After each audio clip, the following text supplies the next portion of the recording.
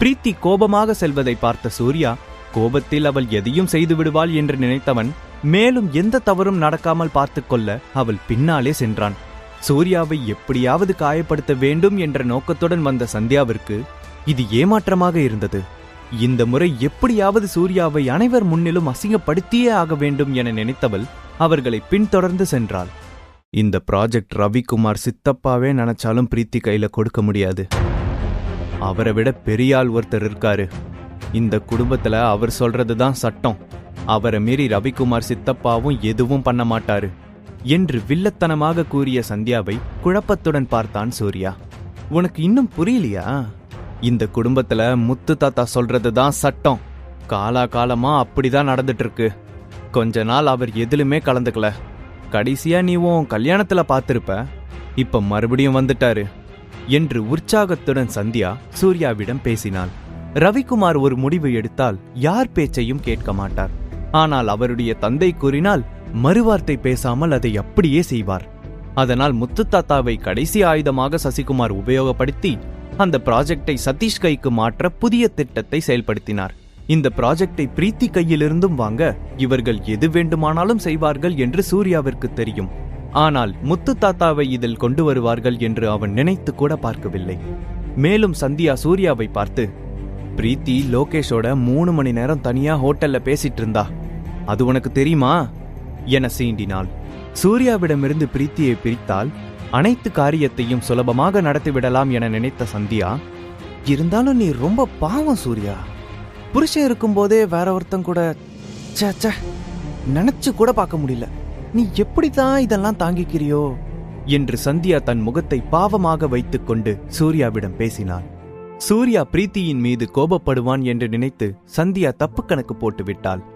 ஒரு பொண்ணை பத்தி இன்னொரு பொண்ணு இவ்ளோ கீழ்த்தனமா பேசி நான் பார்த்ததே கிடையாது. பிரீத்தி தப்பு பண்ணி தான் ப்ராஜெக்டை வாங்கினான்னு நீங்க எல்லாரும் பாத்தீங்களா?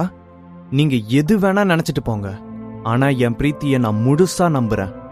என் முன்னாடி இனிமே பிரீத்தியை யாராவது தப்பா பேசுறது தெரிஞ்சது அவங்கள நான் சும்மா விட மாட்டேன் என்று தன் கையை முறுக்கியபடி சந்தியாவை பார்த்து பேசினான் சூர்யா. இந்த 3 வருடத்தில் சூர்யாவை இப்படி ஒரு கோணத்தில் அவள் பார்த்ததே இல்லை. எப்பொழுதும் அமைதியாகவே செல்பவன் சிறிது நாட்களாக இப்படி நடந்து கொள்வது பிரீத்தியை ஏதோ செய்தது. தூரத்தில் நின்று சூர்யாவை ரசித்துக் கொண்டிருந்தாள் பிரீத்தி. அவனை பார்க்கும் போதெல்லாம் அவள் முகத்தில் சந்தோஷமும் புன்னகையும் மட்டும்தான் மலர்ந்தது. அப்பொழுது பிரீத்தி சந்தோஷமாக சிரித்துக் கொண்டிருப்பதை அங்கே வந்து பார்த்த சதீஷருக்கு சற்று எரிச்சலாக இருந்தது. இங்க பாருங்கடா, பெரிய மகாராணி வந்திருக்காங்க என்று சதீஷின் வாயிலிருந்து வந்த வார்த்தைகள் ஈட்டி போல பிரீத்தியின் மனதை குத்தி கிழித்தது. சூர்யாவை பற்றி என்ன கூறினாலும் தாங்கிக் கொள்வான். ஆனால் பிரீத்தியை யாராவது தவறாக பேசினால் அவனால் பொறுத்து கொள்ளவே முடியாது. நேற்று அறைந்ததை விட இன்று சதீஷின் இன்னொரு கன்னத்தில் பலார் என்று ஓங்கி அடித்தான். சூர்யா அறைந்ததில் அவன் வாயிலிருந்த 2 பற்கள் சிதறி கீழே விழுந்தன. அந்த சத்தத்தை கேட்டு அங்கிருந்த அனைவரும் வேகமாக ஓடி வந்தார்கள். மேலும் சூர்யா ஆக்ரோஷப்பட்டு அடிப்பதற்குள் அவர்கள் அவனை பிடித்துக் கொண்டனர். சூர்யாவை 2 பேர் பிடித்திருந்தாலும் அவர்கள் பிடியை உதறிவிட்டு சூர்யா சதீஷை ஓங்கி அறைந்ததில் அவனால் எழுந்திருக்கவே முடியவில்லை. நேற்று வாங்கிய அடியை விட இன்று அவன் வாங்கிய அடி பலமாகவே இருந்தது. உங்களுக்கெல்லாம் நேத்தே எச்சரிக்கை கொடுத்தேன்.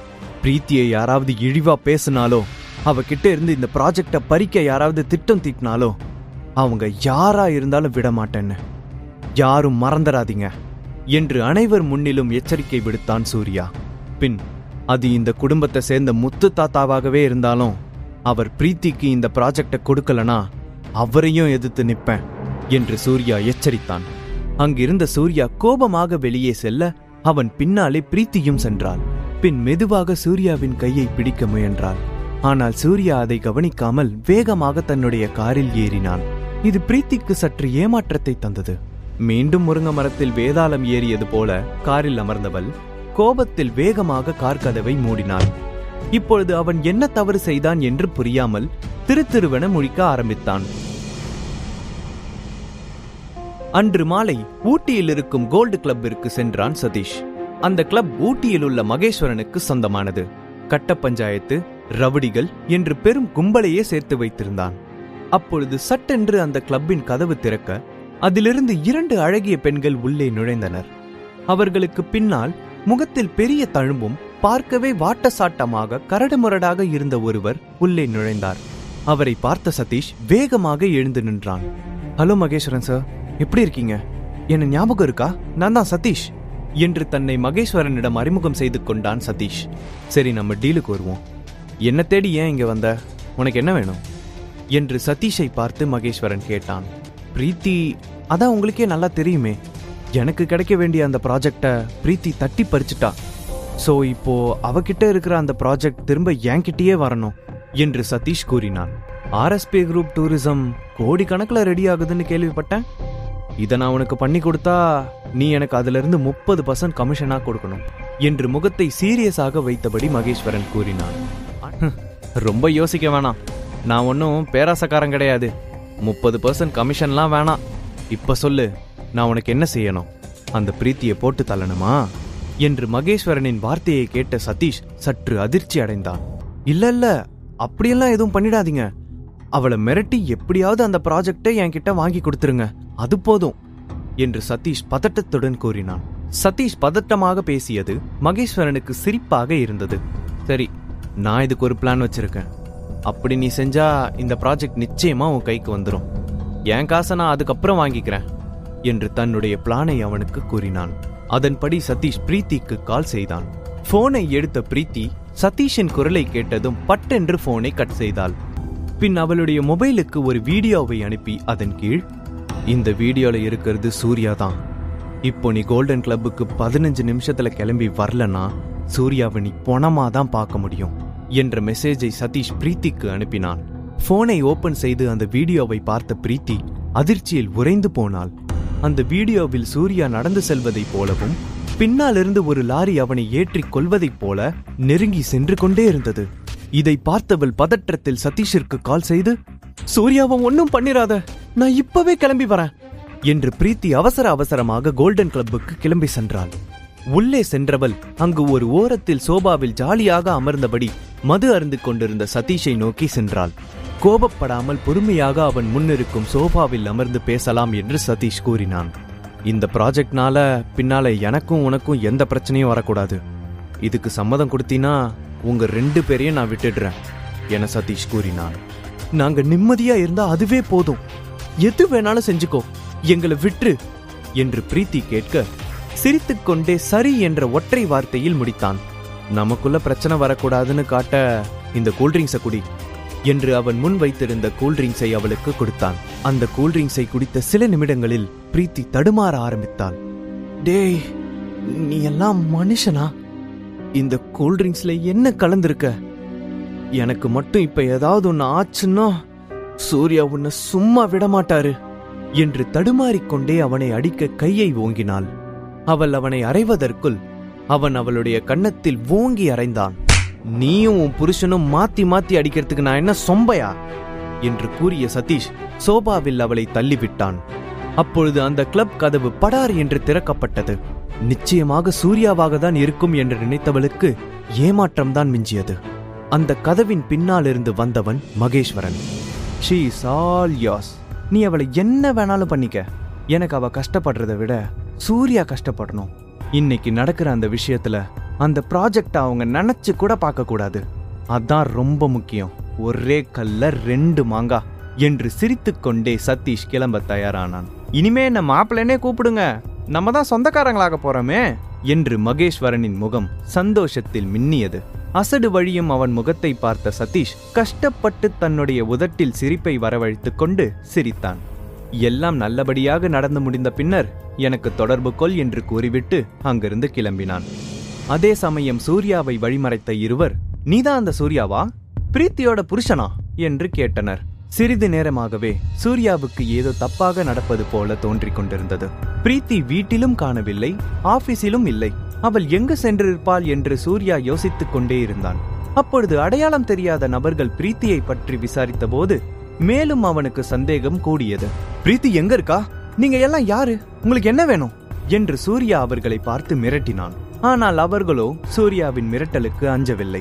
உன்னோட வலது கையை எடுக்கவா இல்ல இடது கையை எடுக்கவா, உனக்கு எது வசதி, சீக்கிரம் நீயே முடிவெடுத்துக்கோ என அவர்கள் சிரித்துக் கொண்டே கூறும்போது பிரீத்திக்கு இவர்களால் ஏதோ ஆபத்து நடந்திருக்கிறது என்று மட்டும் அவனுக்கு தெளிவாக புரிந்தது. உடனே அவர்களின் சட்டையை பிடித்துக்கொண்டு, பிரீத்தி எங்க இருக்கிறா? மரியாதையா அவ இருக்கிற இடத்த சொல்லிடுங்க, உங்களை நான் விட்டு வைக்கிறேன் என்று சூர்யா மிரட்டினான். ஒன்றுக்கும் உதவாதவன் தங்களை மிரட்டுகிறான் என்று அவனை அலட்சியப்படுத்தினார்கள். ஆனால் கண்களை மூடி திறப்பதற்குள் சூர்யா கொடுத்த ஒரே அடியில் அவர்கள் 10 அடி தள்ளி போய் விழுந்தனர்.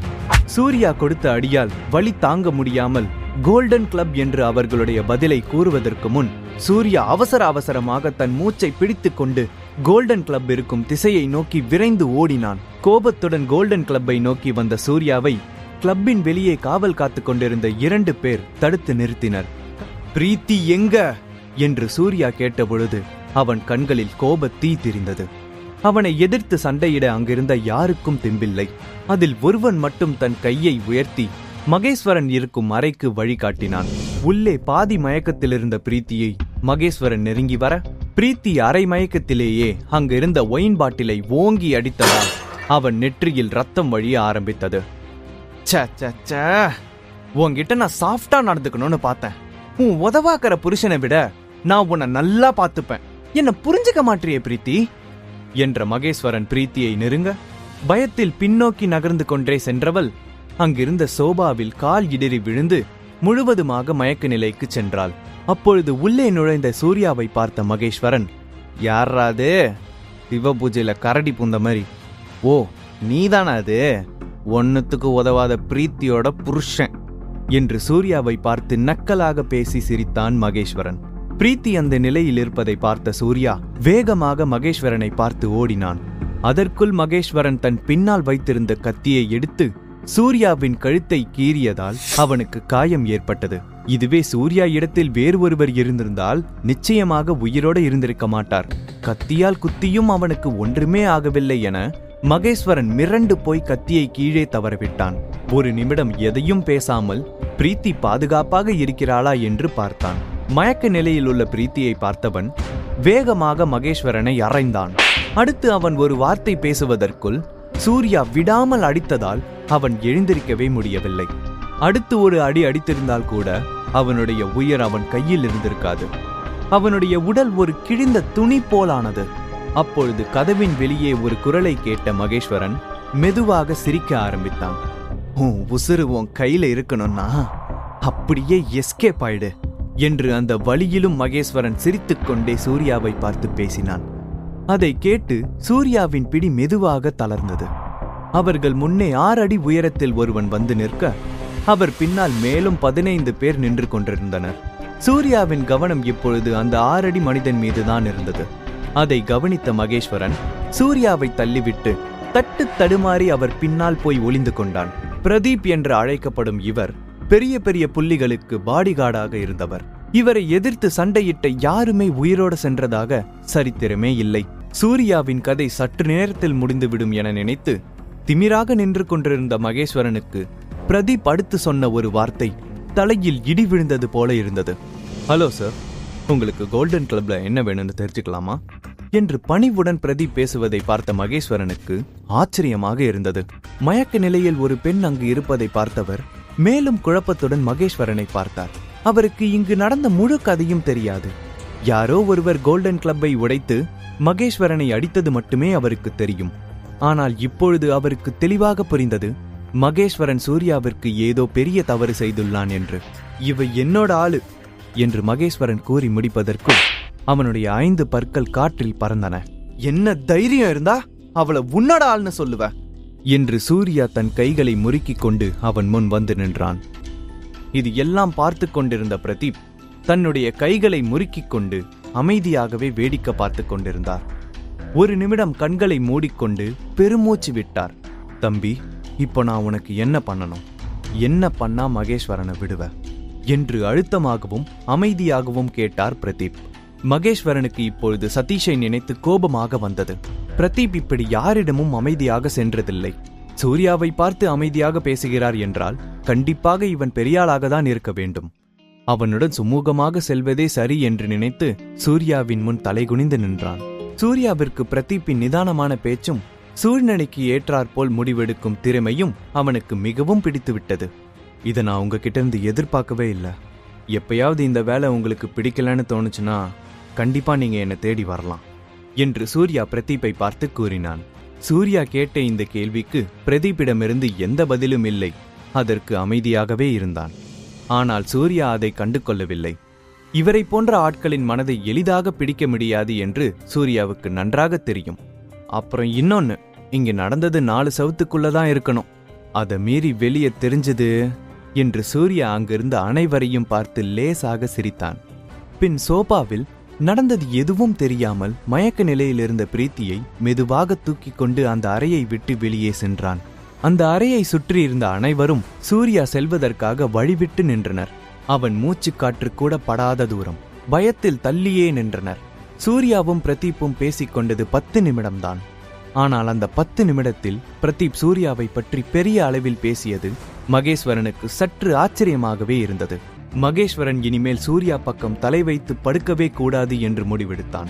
இந்த பிசினஸில் அவன் 20 வருடமாக இருக்கிறான்.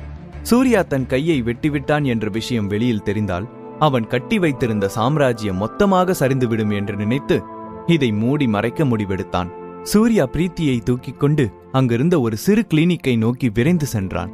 அவனது கவலை பல மடங்கு அதிகரித்தது. அந்த கூல்ட்ரிங்க்ஸில் என்ன கலந்து கொடுக்கப்பட்டிருந்தது என தெரியாது. இதனால் அவள் உயிருக்கு ஆபத்து ஏதாவது வந்துவிடுமா என்று யோசித்துக் கொண்டே வேகமாக தொடங்கினான். 3 வருடத்திற்கு முன் ஊட்டிக்கு வந்தான் சூர்யா. அவன் விடும் மூச்சுக்காற்று கூட சக்கரவர்த்திக்கு தெரியக்கூடாது என்று அமைதியாகவே இருந்தான். அதனால் என்ன நடந்தாலும் அவன் இருக்கும் இடத்தை காட்டிக்கொள்ளக்கூடாது என்றே எந்த வம்பு தும்புக்கும் போகாமல் இருந்தான். ஆனால் இன்று நிலைமையே வேறு. இனிமேல் அவன் வைத்ததுதான் சட்டம். பார்ப்பதற்கு சிறு வீடு போல இருந்த அந்த ஹாஸ்பிட்டலில் கதவை திறந்து நடுத்தர வயது மிக்க ஒரு பெண்மணி வெளியே வந்தார். மயக்க நிலையில் பிரீத்தியை பார்த்தவர், ஐயோ சூர்யா, பிரீத்திக்கு என்னாச்சு? கொஞ்சம் பதட்டமாக கேட்டுக்கொண்டே பிரீத்தியை மெதுவாக அங்கிருந்த டேபிளில் படுக்க வைத்தார். சூர்யாவும் பதட்டமாக காணப்பட்டதை கவனித்த அவர் என்ன நடந்தது என்று அழுத்தி கேட்டார். டாக்டர் செல்வி, பிரீத்தி குடிச்ச கூல்ட்ரிங்க்ல போதை மருந்த கலந்து கொடுத்திருக்காங்க. பிளீஸ் கொஞ்சம் தரவா செக் பண்ணுங்க. ரொம்ப நேரமா எந்திரிக்கவே இல்லை என்று தன் முன் நின்று கொண்டிருந்த பெண்மணியுடன் நீண்ட நாள் பழகியவரை போல பேசினான் சூர்யா. பிரீத்தியை செக் செய்த டாக்டர் செல்வி சிறிது நேரத்தில் மயக்கம் தெளிந்துவிடும், பெரிய ஆபத்து ஒன்றுமில்லை என்று சூர்யாவுக்கு ஆறுதல் கூறினார். பின் என்ன நடந்தது என்று விளக்கம் கேட்டு தெரிந்து கொண்டார். சூர்யா அவர்களிடம், டாக்டர் செல்வி, பிரீத்தி இங்க இருக்கிறது யாருக்கும் தெரிய வேணாம். என்ன கோஸ்ட் சர்வன்ட் ஃபாலோ பண்ணிட்டு வராங்க. நான் இங்க வந்தது அவங்களுக்கு கண்டிப்பா தெரிஞ்சிருக்கும். கொஞ்ச நாள் நீங்களும் எதுவும் தெரியாத மாதிரியே இருங்க என பதட்டமாக கூறினான். கோஸ்ட் சர்வன்ட் சாதாரணமான ஆட்கள் கிடையாது.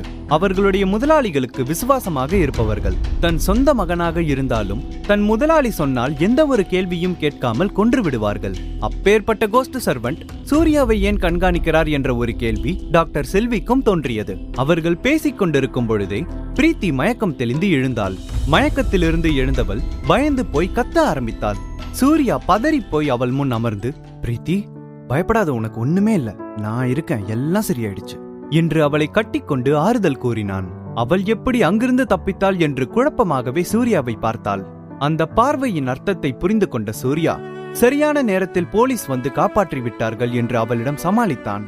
இனிமே அவங்க உன்னை தொந்தரவு செய்ய மாட்டாங்க, நீ எதுக்கும் பயப்படாத என்று பிரீத்தியின் கையை பிடித்துக்கொண்டு அவள் கண்களை பார்த்து நிதானமாக பேசினான் சூர்யா.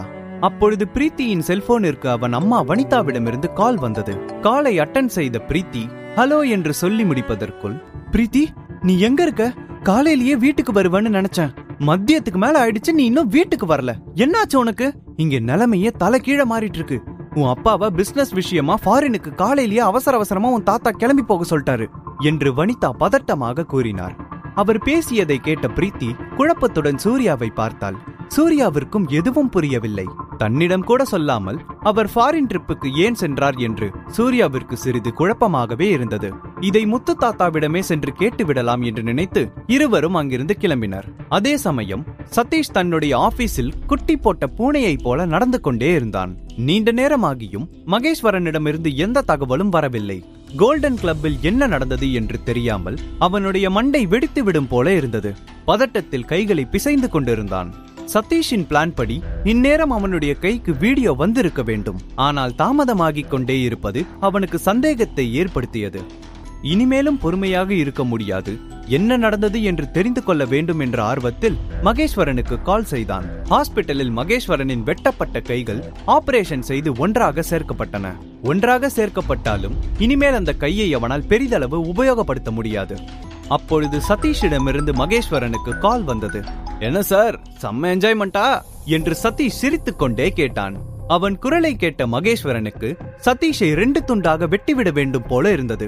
நீ நினைக்கிற மாதிரி எல்லாம் ஒன்னும் இல்ல, அவ மேல கை வைக்கிறதுக்கு முன்னாடி போலீஸ் வந்துருச்சு என்று சதீஷிடம் கூறி சமாளித்தான். இது எப்படி நடந்துச்சு, யார் போலீஸுக்கு தெரிவிச்சாங்க என்று பதட்டமாக போனின் மறுமுனையில் இருந்து பேச ஆரம்பித்தான் சதீஷ். அது ஒன்னும் பெரிய விஷயம் இல்ல, வழக்கமா போலீஸ் இங்க வந்து சோதனை செய்யறதுண்டு. பிரீத்தியோட அதிர்ஷ்டம், அன்னைக்கு போலீஸ் சோதனை பண்றதுக்காக கோல்டன் கிளப்புக்குள்ள நுழைஞ்சிட்டாங்க. இத பயன்படுத்தி அவ தப்பிச்சிட்டா என்று பொய்யை சொல்லி அங்கு நடந்த உண்மையை மூடி மறைத்தான் மகேஸ்வரன். என்ன சொல்றீங்க, அவளை அப்படியே தப்பிக்க விட்டீங்களா? உங்க கூட சேர்ந்து நான் அவளை இப்படி எல்லாம் பண்ணது முத்து தாத்தாக்கு மட்டும் தெரிஞ்சதுன்னா என்ன கொன்னே போட்டுருவாரு. நீங்க தான் என்னை எப்படியாவது காப்பாத்தணும் என்று சதீஷின் குரலில் மாற்றம் தெரிந்தது. பயத்தில் அவனுடைய குரலில் நடுக்கம் ஏற்பட்டது. உன்னோட முத்து தாத்தா உன்னை கொல்றதுக்கு முன்னாடி நான் உன்னை கொன்றுவேன். இனிமே எனக்கு போன் பண்ணி டிஸ்டர்ப் பண்ணாத என்று சட்டென்று பேசி காலை கட் செய்தான் மகேஸ்வரன். கோல்டன் கிளப்பில் நடந்த உண்மையை சதீஷிற்கு தெரிவிக்க அவனுக்கு விருப்பமில்லை. மகேஸ்வரன் போனை வைத்த பின்பு ஆபீஸ் ரூமில் குட்டி போட்ட பூனை போல சுற்றி கொண்டே இருந்தான். அப்பொழுது அவனுடைய ஆபீஸ் ரூம் உள்ளே சந்தியா நுழைந்தாள். அண்ணா, இந்த பிரீத்தி இருக்கால, எவ்ளோ தைரியம் இருந்தா கோல்டன் கிளப்புக்கு போயிருப்பா என்று சொல்லிக்கொண்டே சந்தியா அவன் ரூமுக்குள் நுழைந்தாள். சதீஷுக்கு தூக்கி வாரி போட்டது போல இருந்தது.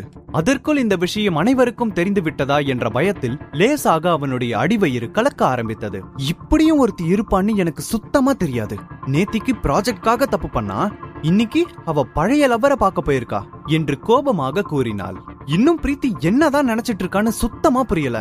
அவளை நினைச்சாலே அருவருப்பா இருக்கு என்று சந்தியா புலம்பிக் கொண்டிருந்தாள். லவ்வர் என்ற ஒரு வார்த்தை மட்டும் சதீஷ் காதில் விழுந்து கொண்டே இருந்தது. சட்டென்று அவன் கண்கள் பிரகாசமாக விரிந்தது. ஒருவேளை பிரீத்தி முத்து தாத்தா கிட்ட நான் அவளை ஏமாத்தி மகேஸ்வரன் இருக்கிற இடத்துக்கு கூட்டிட்டு போனேன்னு சொன்னா, அவளோட ஆசையை தீத்துக்கு என்ன யூஸ் பண்ணிக்கிட்டான்னு அவ மேல பழிய போட்டுடலாம் என்று நினைத்தான். எரியும் நெருப்பில் எண்ணெய் ஊற்றுவதை போல சந்தியாவிடம் நான் இதை எப்படி வெளியே சொல்றதுன்னு மனசுக்குள்ளேயே போட்டு புலம்பிட்டு இருந்தேன். எனக்கு இது முன்னாடியே தெரியும், உன்கிட்ட இதை எப்படி சொல்றதுன்னு தான் தவிச்சிட்டு இருந்தேன், நீயே தெரிஞ்சுக்கிட்ட என்று வருத்தப்படுவதை போல அவளிடம் நடித்தான். இப்போவே முத்து தாத்தா கிட்ட போய் சொல்லலாம் என்று சந்தியா சதீஷை அழைத்துக் கொண்டு முத்து தாத்தாவின் அறைக்கு சென்றாள். சேர்மன் அறைக்குள் நுழைந்த சதீஷ் அங்கே ஏற்கனவே பிரீத்தியும் சூர்யாவும் இருப்பதை பார்த்தவுடன் அவனுக்கு லேசாக பயம் வர ஆரம்பித்தது. ஒருவேளை அவருக்கு தெரிந்தால் என்ன நடக்கும் என்று யோசித்துக் கொண்டே இருக்கும் பொழுது, சீ வெக்கம் கெட்டவளே, என்ன தைரியத்தில் இந்த ஆபீஸ்ல கால் எடுத்து வச்ச என்று சந்தியா பேச ஆரம்பித்தாள். அவளுடைய இந்த பேச்சு பிரீத்தியை கோபப்படுத்தியது. இவள் பேசுவதை வைத்து பார்த்தால் நிச்சயமாக சதீஷ் ஏதோ புதிய திட்டத்துடன் தான் வந்திருக்கிறான் என்று சூர்யா நினைத்தான். சந்தியா, என்ன பேசிட்டு இருக்க? என்ன நடந்துச்சுன்னு உனக்கு தெரியுமா என்று கோபத்தில் சந்தியாவை பார்த்து சீறினாள் பிரீத்தி. எல்லாம் எங்களுக்கு தெரியும், நீ கோல்டன் கிளப்புக்குள்ள எதுக்கு போன, அங்க பாதி நாள் யாரோட ரூம்ல இருந்தன்னு எங்களுக்கு தெரியும். உள்ள நீ பண்ணத எல்லாருக்கும் சொல்லணுமா என்ன என்று சந்தியா நேரில் பார்த்தது போல பேசினாள். நடந்த உண்மை எதுவும் தெரியாமல் பேசிய சந்தியாவை பார்த்தால் பிரீத்தி. நான் கோல்டன் கிளப்புக்கு போனது உண்மைதான், ஆனா நீ நினைக்கிற மாதிரி அங்க எதுவும் நடக்கல என்று அழுத்தமாக கூறினாள். நீ அங்க உன்னோட பழைய காதலன் மகேஸ்வரனை பார்க்க போனத சதீஷ் அவனோட 2 கண்ணால பார்த்திருக்கான் என்று சந்தியா கூற, சதீஷ் என கோபத்தில் கத்திய பிரீத்தி தன்னுடைய கண்களை உருட்டி கொண்டு சதீஷை பார்த்து முறைத்தாள். சதீஷ் சந்தியாவை வைத்து காயை நகர்த்தி கொண்டிருக்கிறான் என்று அவளுக்கு புரிந்தது. அவனுடைய முகத்தை பார்க்கும் பொழுதெல்லாம் கோபமும் துக்கமும் அவள் தொண்டையை அடைத்தது. பிரீத்தி, எல்லாரையும் முட்டாளாக்க நினைக்காத.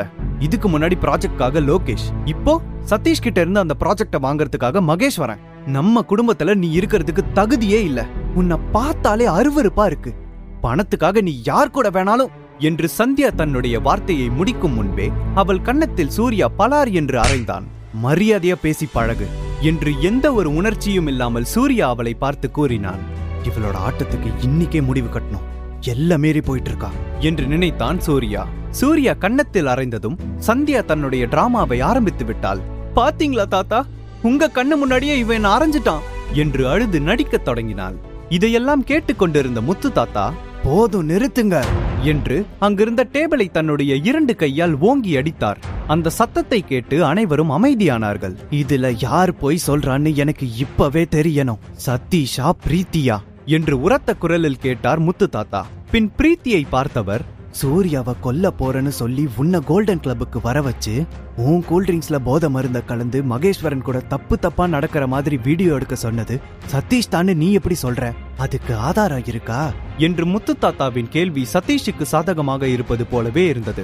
சதீஷ் சூர்யாவை கொல்லப் போவதாக மிரட்டிய வீடியோ ஆதாரத்தையும் அவன் அனுப்பிய மெசேஜையும் அவரிடம் காட்டினாள் பிரீத்தி. ஆனால் அதை பார்த்த சதீஷ் விழுந்து சிரித்தான். அந்த ஆதாரம் நிச்சயமாக செல்லாது என்று அவனுக்கு தெரிந்தது. ஏனென்றால் அந்த மெசேஜை அனுப்பியது அவனுடைய நம்பரிலிருந்து அல்ல, ஏதோ தெரியாத நம்பர்ல இருந்து வந்திருக்கு. இத வச்சு சதீஷ் தான் உனக்கு அனுப்புனான்னு சொல்றது சுத்தமா நம்புற மாதிரி இல்ல என்று முத்து தாத்தா கூற பிரீத்தி தனக்குள் அடக்கி வைத்திருந்த துக்கத்தை வெளிப்படுத்தினாள். அப்பொழுது பின்னால் இருந்து சூர்யா மெதுவாக பிரீத்தியின் கைகளை பிடிக்க அவனை கட்டிக்கொண்டு அழ ஆரம்பித்தாள். சூர்யா நினைத்தால் இந்த ஒரு தருணமே சதீஷை ஒன்றுமில்லாமல் ஆக்க முடியும். மகேஸ்வரனை சாட்சியாக அழைத்து வந்து ஒரு நொடியில் அவனுடைய நிலைமையை தலைகீழாக ஆக்க முடியும். ஆனால் சூர்யா அதை செய்யவில்லை. சொந்தக்காரர்கள் என்ற போர்வையில் பிரீத்தியின் முன் நடித்துக் கொண்டிருப்பவர்களின் போலி முகத்தை அவன் தெரிந்து கொள்ள வேண்டும் என்று நினைத்தான். தப்பே செய்யாமல் தன்னை பற்றி அனைவரும் அவதூறாக பேசுவது பிரீத்தியை பாதித்தது. அவளுடைய குடும்பத்தை சேர்ந்த யாருமே அவளை நம்பவில்லை. சதீஷ் தந்திரமாக செயல்பட்டு ப்ராஜெக்டை பிரீத்தி கையிலிருந்து பறித்தது மட்டுமல்லாமல் அவளுடைய பெயரையும் ஒரு பெண் பொக்கிஷமாக கருதும் அவள் மானத்தையும் சொத்துக்காக அழித்து விட்டான். ஒரு பொண்ணு எதுல வேணாலும் போய் சொல்லுவா, ஆனா அவ மானோன்னு வரும்போது அந்த விஷயத்துல விளையாட மாட்டா. என்ன நம்புங்க தாத்தா என்று பிரீத்தி முத்து தாத்தாவின் காலில் விழுந்து கெஞ்சினாள். போதும் பிரீத்தி, இதுக்கு மேல நீ யார்கிட்டயும் கெஞ்சறதுக்கு நான் விட மாட்டேன். ஒருத்தங்க சொல்றதுதான் கரெக்ட்னு நம்ப ஆரம்பிச்சதுக்கு அப்புறம் அவங்க என்ன போய் சொன்னாலும் அது உண்மைன்னு தான் நம்புவாங்க. அதுதான் இங்க நடந்துட்டு இருக்கு. நீ என்னதான் உண்மைன்னு சொன்னாலும் அவங்க காதுக்கு அது பொய்யாதான் கேட்கும் என்ற சூர்யா தன்னுடைய பார்வையை முத்து தாத்தாவின் மீது அகற்றாமல் முறைத்து கொண்டே பேசினான். பின் அவரை பார்த்து தைரியமாக, இந்த வீட்டு பொண்ணை நான் கல்யாணம் பண்ணது உங்களுக்கு சுத்தமா பிடிக்கலன்னு எனக்கு தெரியும். அதனாலதான் இந்த 3 வருஷமா நீங்க யார் கூடயும் சரியா பேசல, எந்த ஒரு முக்கியமான விசேஷத்திலையும் கலந்துக்கல. ரவிக்குமார் எனக்கு ஆதரவா இருக்காருன்னு தானே இப்ப நீங்க அவரை வேலை விஷயமா வெளிநாட்டுக்கு அனுப்பியிருக்கீங்க. அவர் இருந்தா இந்த குடும்பத்தில இருந்து என்னை எப்படி பிரிக்க முடியும்? அதுக்காக அவரை நீங்க கொல்ல கூட தயங்க மாட்டீங்க. முதல்ல இருந்தே அதான் உங்களோட பிளான் என சூர்யா அவரை நேருக்கு நேராக நின்று உரைத்த குரலில் பேசினான். இது ஏன் பேத்தி, நான் என்ன வேணாலும் சொல்லுவேன், அதை கேட்க நீ யாரு? தன்னை எதிர்த்து நின்ற சூர்யாவை பார்த்து கத்தினார். பிரீத்தி என்னோட ஒய்ஃப். இதுக்கு மேல என் கண்ணு முன்னாடி என் ஒய்ஃப் அசிங்கப்படுத்துறத நான் பொறுத்துக்க மாட்டேன். எல்லாத்துக்கும் மேல ஒரு லிமிட் இருக்கு, அதை நீங்க எப்பவோ கடந்துட்டீங்க என சூர்யா பேசியது அவரை மிரள வைத்தது. இத்தனை வருடம் இந்த குடும்பத்திற்காக ரவிக்குமாரும் பிரீத்தியும் நல்லது மட்டுமே செய்திருக்கிறார்கள்.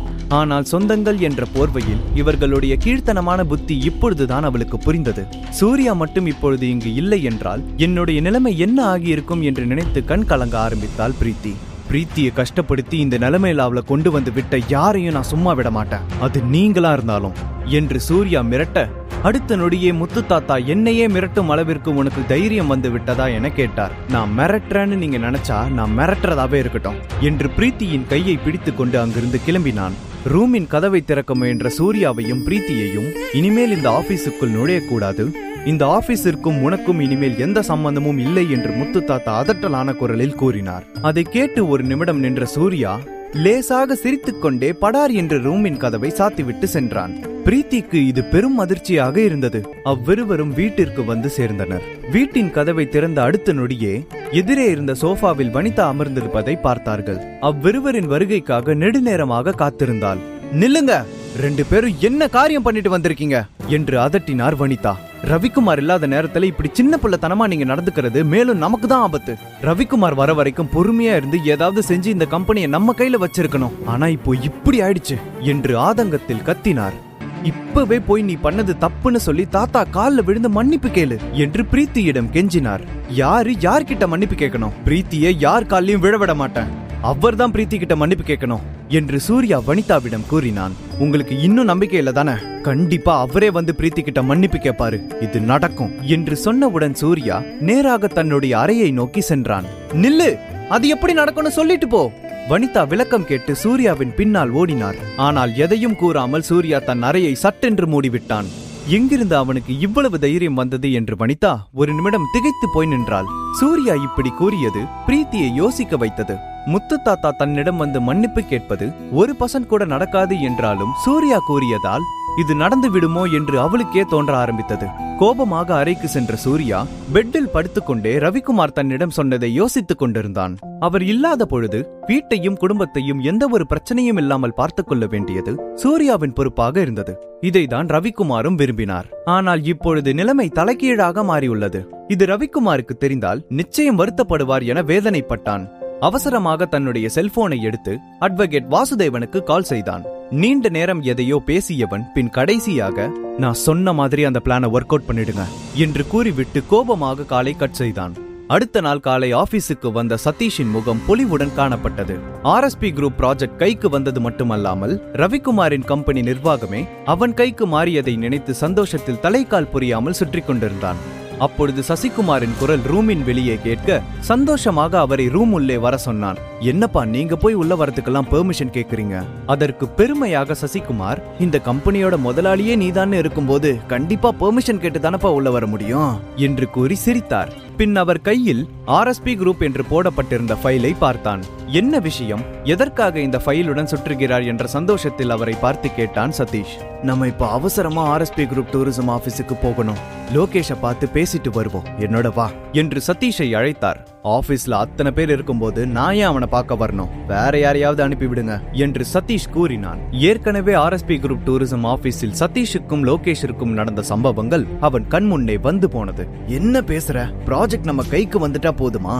அதுக்கு மேல நிறைய விஷயம் இருக்கு. அதான் நம்ம கம்பெனி கூட லீகலா சைன் பண்ணியாச்சே. இனிமே நம்ம கம்பெனில இருந்து யார் போனாலும் அவனால ஒன்னும் பண்ண முடியாது என்று சசிகுமார் பேசியது லேசாக சதீஷுக்கு தைரியத்தை கொடுத்தது. கான்ட்ராக்ட் சைன் செய்த பிறகு லோகேஷால் ஒன்றும் செய்ய முடியாது என்று தைரியமாக ஆர்எஸ்பி குரூப் டூரிசம் ஆபீஸிற்கு சசிகுமாருடன் சேர்ந்து கிளம்பினான் சதீஷ். இதற்கு முன் ஆர்எஸ்பி குரூப் டூரிசமில் இருந்த ஸ்டாஃப்ஸ் யாரும் அவர்களை மதிக்கவில்லை. ஆனால் இப்பொழுது சதீஷும் அவருடைய அப்பாவும் ஆபீஸ் உள்ளே நுழைய அவர்கள் எதிர்பார்க்காமலேயே மரியாதை வழங்கப்பட்டது. அவர்களின் வரவேற்பில் குஷியான சதீஷும் அவனுடைய அப்பாவும் லோகேஷின் ஆபீஸை நோக்கி நடந்தனர். ஆபீஸ் உள்ளே இம்பார்ட்டன்டான ஃபைலை லோகேஷ் மும்முரமாக புரட்டி கொண்டிருந்தான். அப்பொழுது சசிகுமார் கதவை தட்டினார். கதவின் அருகே சதீஷையும் அவனது தந்தை சசிகுமாரையும் பார்த்த லோகேஷின் முகம் மாறத் தொடங்கியது.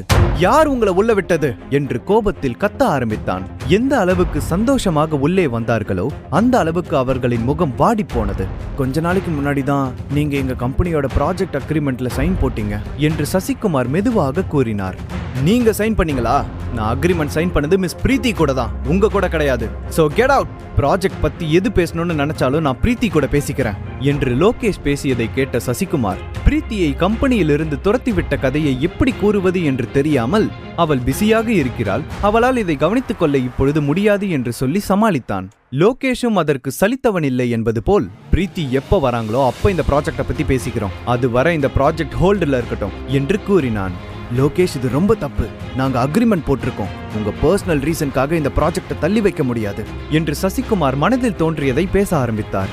என்னையே மிரட்டுற அளவுக்கு உங்களுக்கு தைரியம் வந்துருச்சா என லோகேஷின் குரல் உயர்ந்தது. போன முறையானது போல இந்த முறையும் எந்த அசம்பாவிதமும் ஆகிவிடக் கூடாது என்று கவனமாக இருந்தார் சசிகுமார். நிலைமையை புரிந்து கொண்டு, உங்களை மிரட்ட யாருக்கும் இங்க தைரியம் இல்ல என்று கூறி சமாளித்தார். அப்படின்னா இந்த இடத்தை விட்டு உடனே காலி பண்ணுங்க, உங்க முகத்தை பார்க்கவே எனக்கு பிடிக்கல என்று அவர்கள் முகத்திற்கு முன்னால் லோகேஷ் கூறினான். நீங்களா வெளியே போறீங்களா, இல்ல போன தடவை மாதிரி செக்யூரிட்டி கார்ட்ஸ் நீங்க வெளியே போறதுக்கு வழி காமிக்கணுமா என்று லோகேஷ் கூறியதை கேட்ட சசிகுமாரும் சதீஷும் ஒரு நொடி கூட தாமதிக்காமல் அந்த இடத்தை விட்டு வெளியேறினார்கள். ஆர்எஸ்பி குரூப் டூரிசம் ஆபீஸை விட்டு வெளியேறிய சதீஷின் முகம் பழையபடி வெறுப்பால் நிறைந்திருந்தது.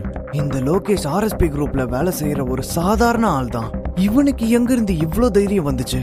ஒருவேளை இது அந்த ஆர்எஸ்பி குரூப்போட பிசினஸ் டாக்டிக்ஸா கூட இருக்கலாம் என்று சசிகுமார் புலம்பினார். அதை கேட்டு சதீஷ், பேசாம நம்ம இவங்க மேல கோர்ட்ல கேஸ் போடலாம் என்று கூறினான். இந்த ப்ராஜெக்ட்ல வர பணத்தை விட கேஸ்ல ஜெயிச்சா நமக்கு பணம் அதிகமா கிடைக்கும் என சதீஷ் கூறினான். ஆர்எஸ்பி குரூப் கூட சண்டை போட நினைக்கிறியா? உனக்கு ஏதாவது மண்டையில மசாலா இருக்கா? கோர்ட்ல கேஸ் போட்டு ஒருவேளை நீ ஜெயிச்சா அந்த பணத்தை அனுபவிக்கிறதுக்கு மறுநாள் நீ உயிரோட இருக்கணும். அத முதல்ல மனசுல வச்சுக்கோ. அவங்களை எதிர்த்து உன்னால ஒன்னும் பண்ண முடியாது என சசிகுமார் சதீஷை சிறுபிள்ளைத்தனமாக யோசிக்க கூடாது என்று திட்டினார். இந்த விஷயம் முத்து தாத்தாவின் காதிற்கு சென்றது. லோகேஷ் கான்ட்ராக்டை பற்றி கவலைப்படாமல் இப்படி நடந்து கொள்வான் என்று எதிர்பார்க்கவே இல்லை. சிறிது நேரத்திலேயே அவர் முகம் பொலிவிழந்து போனது.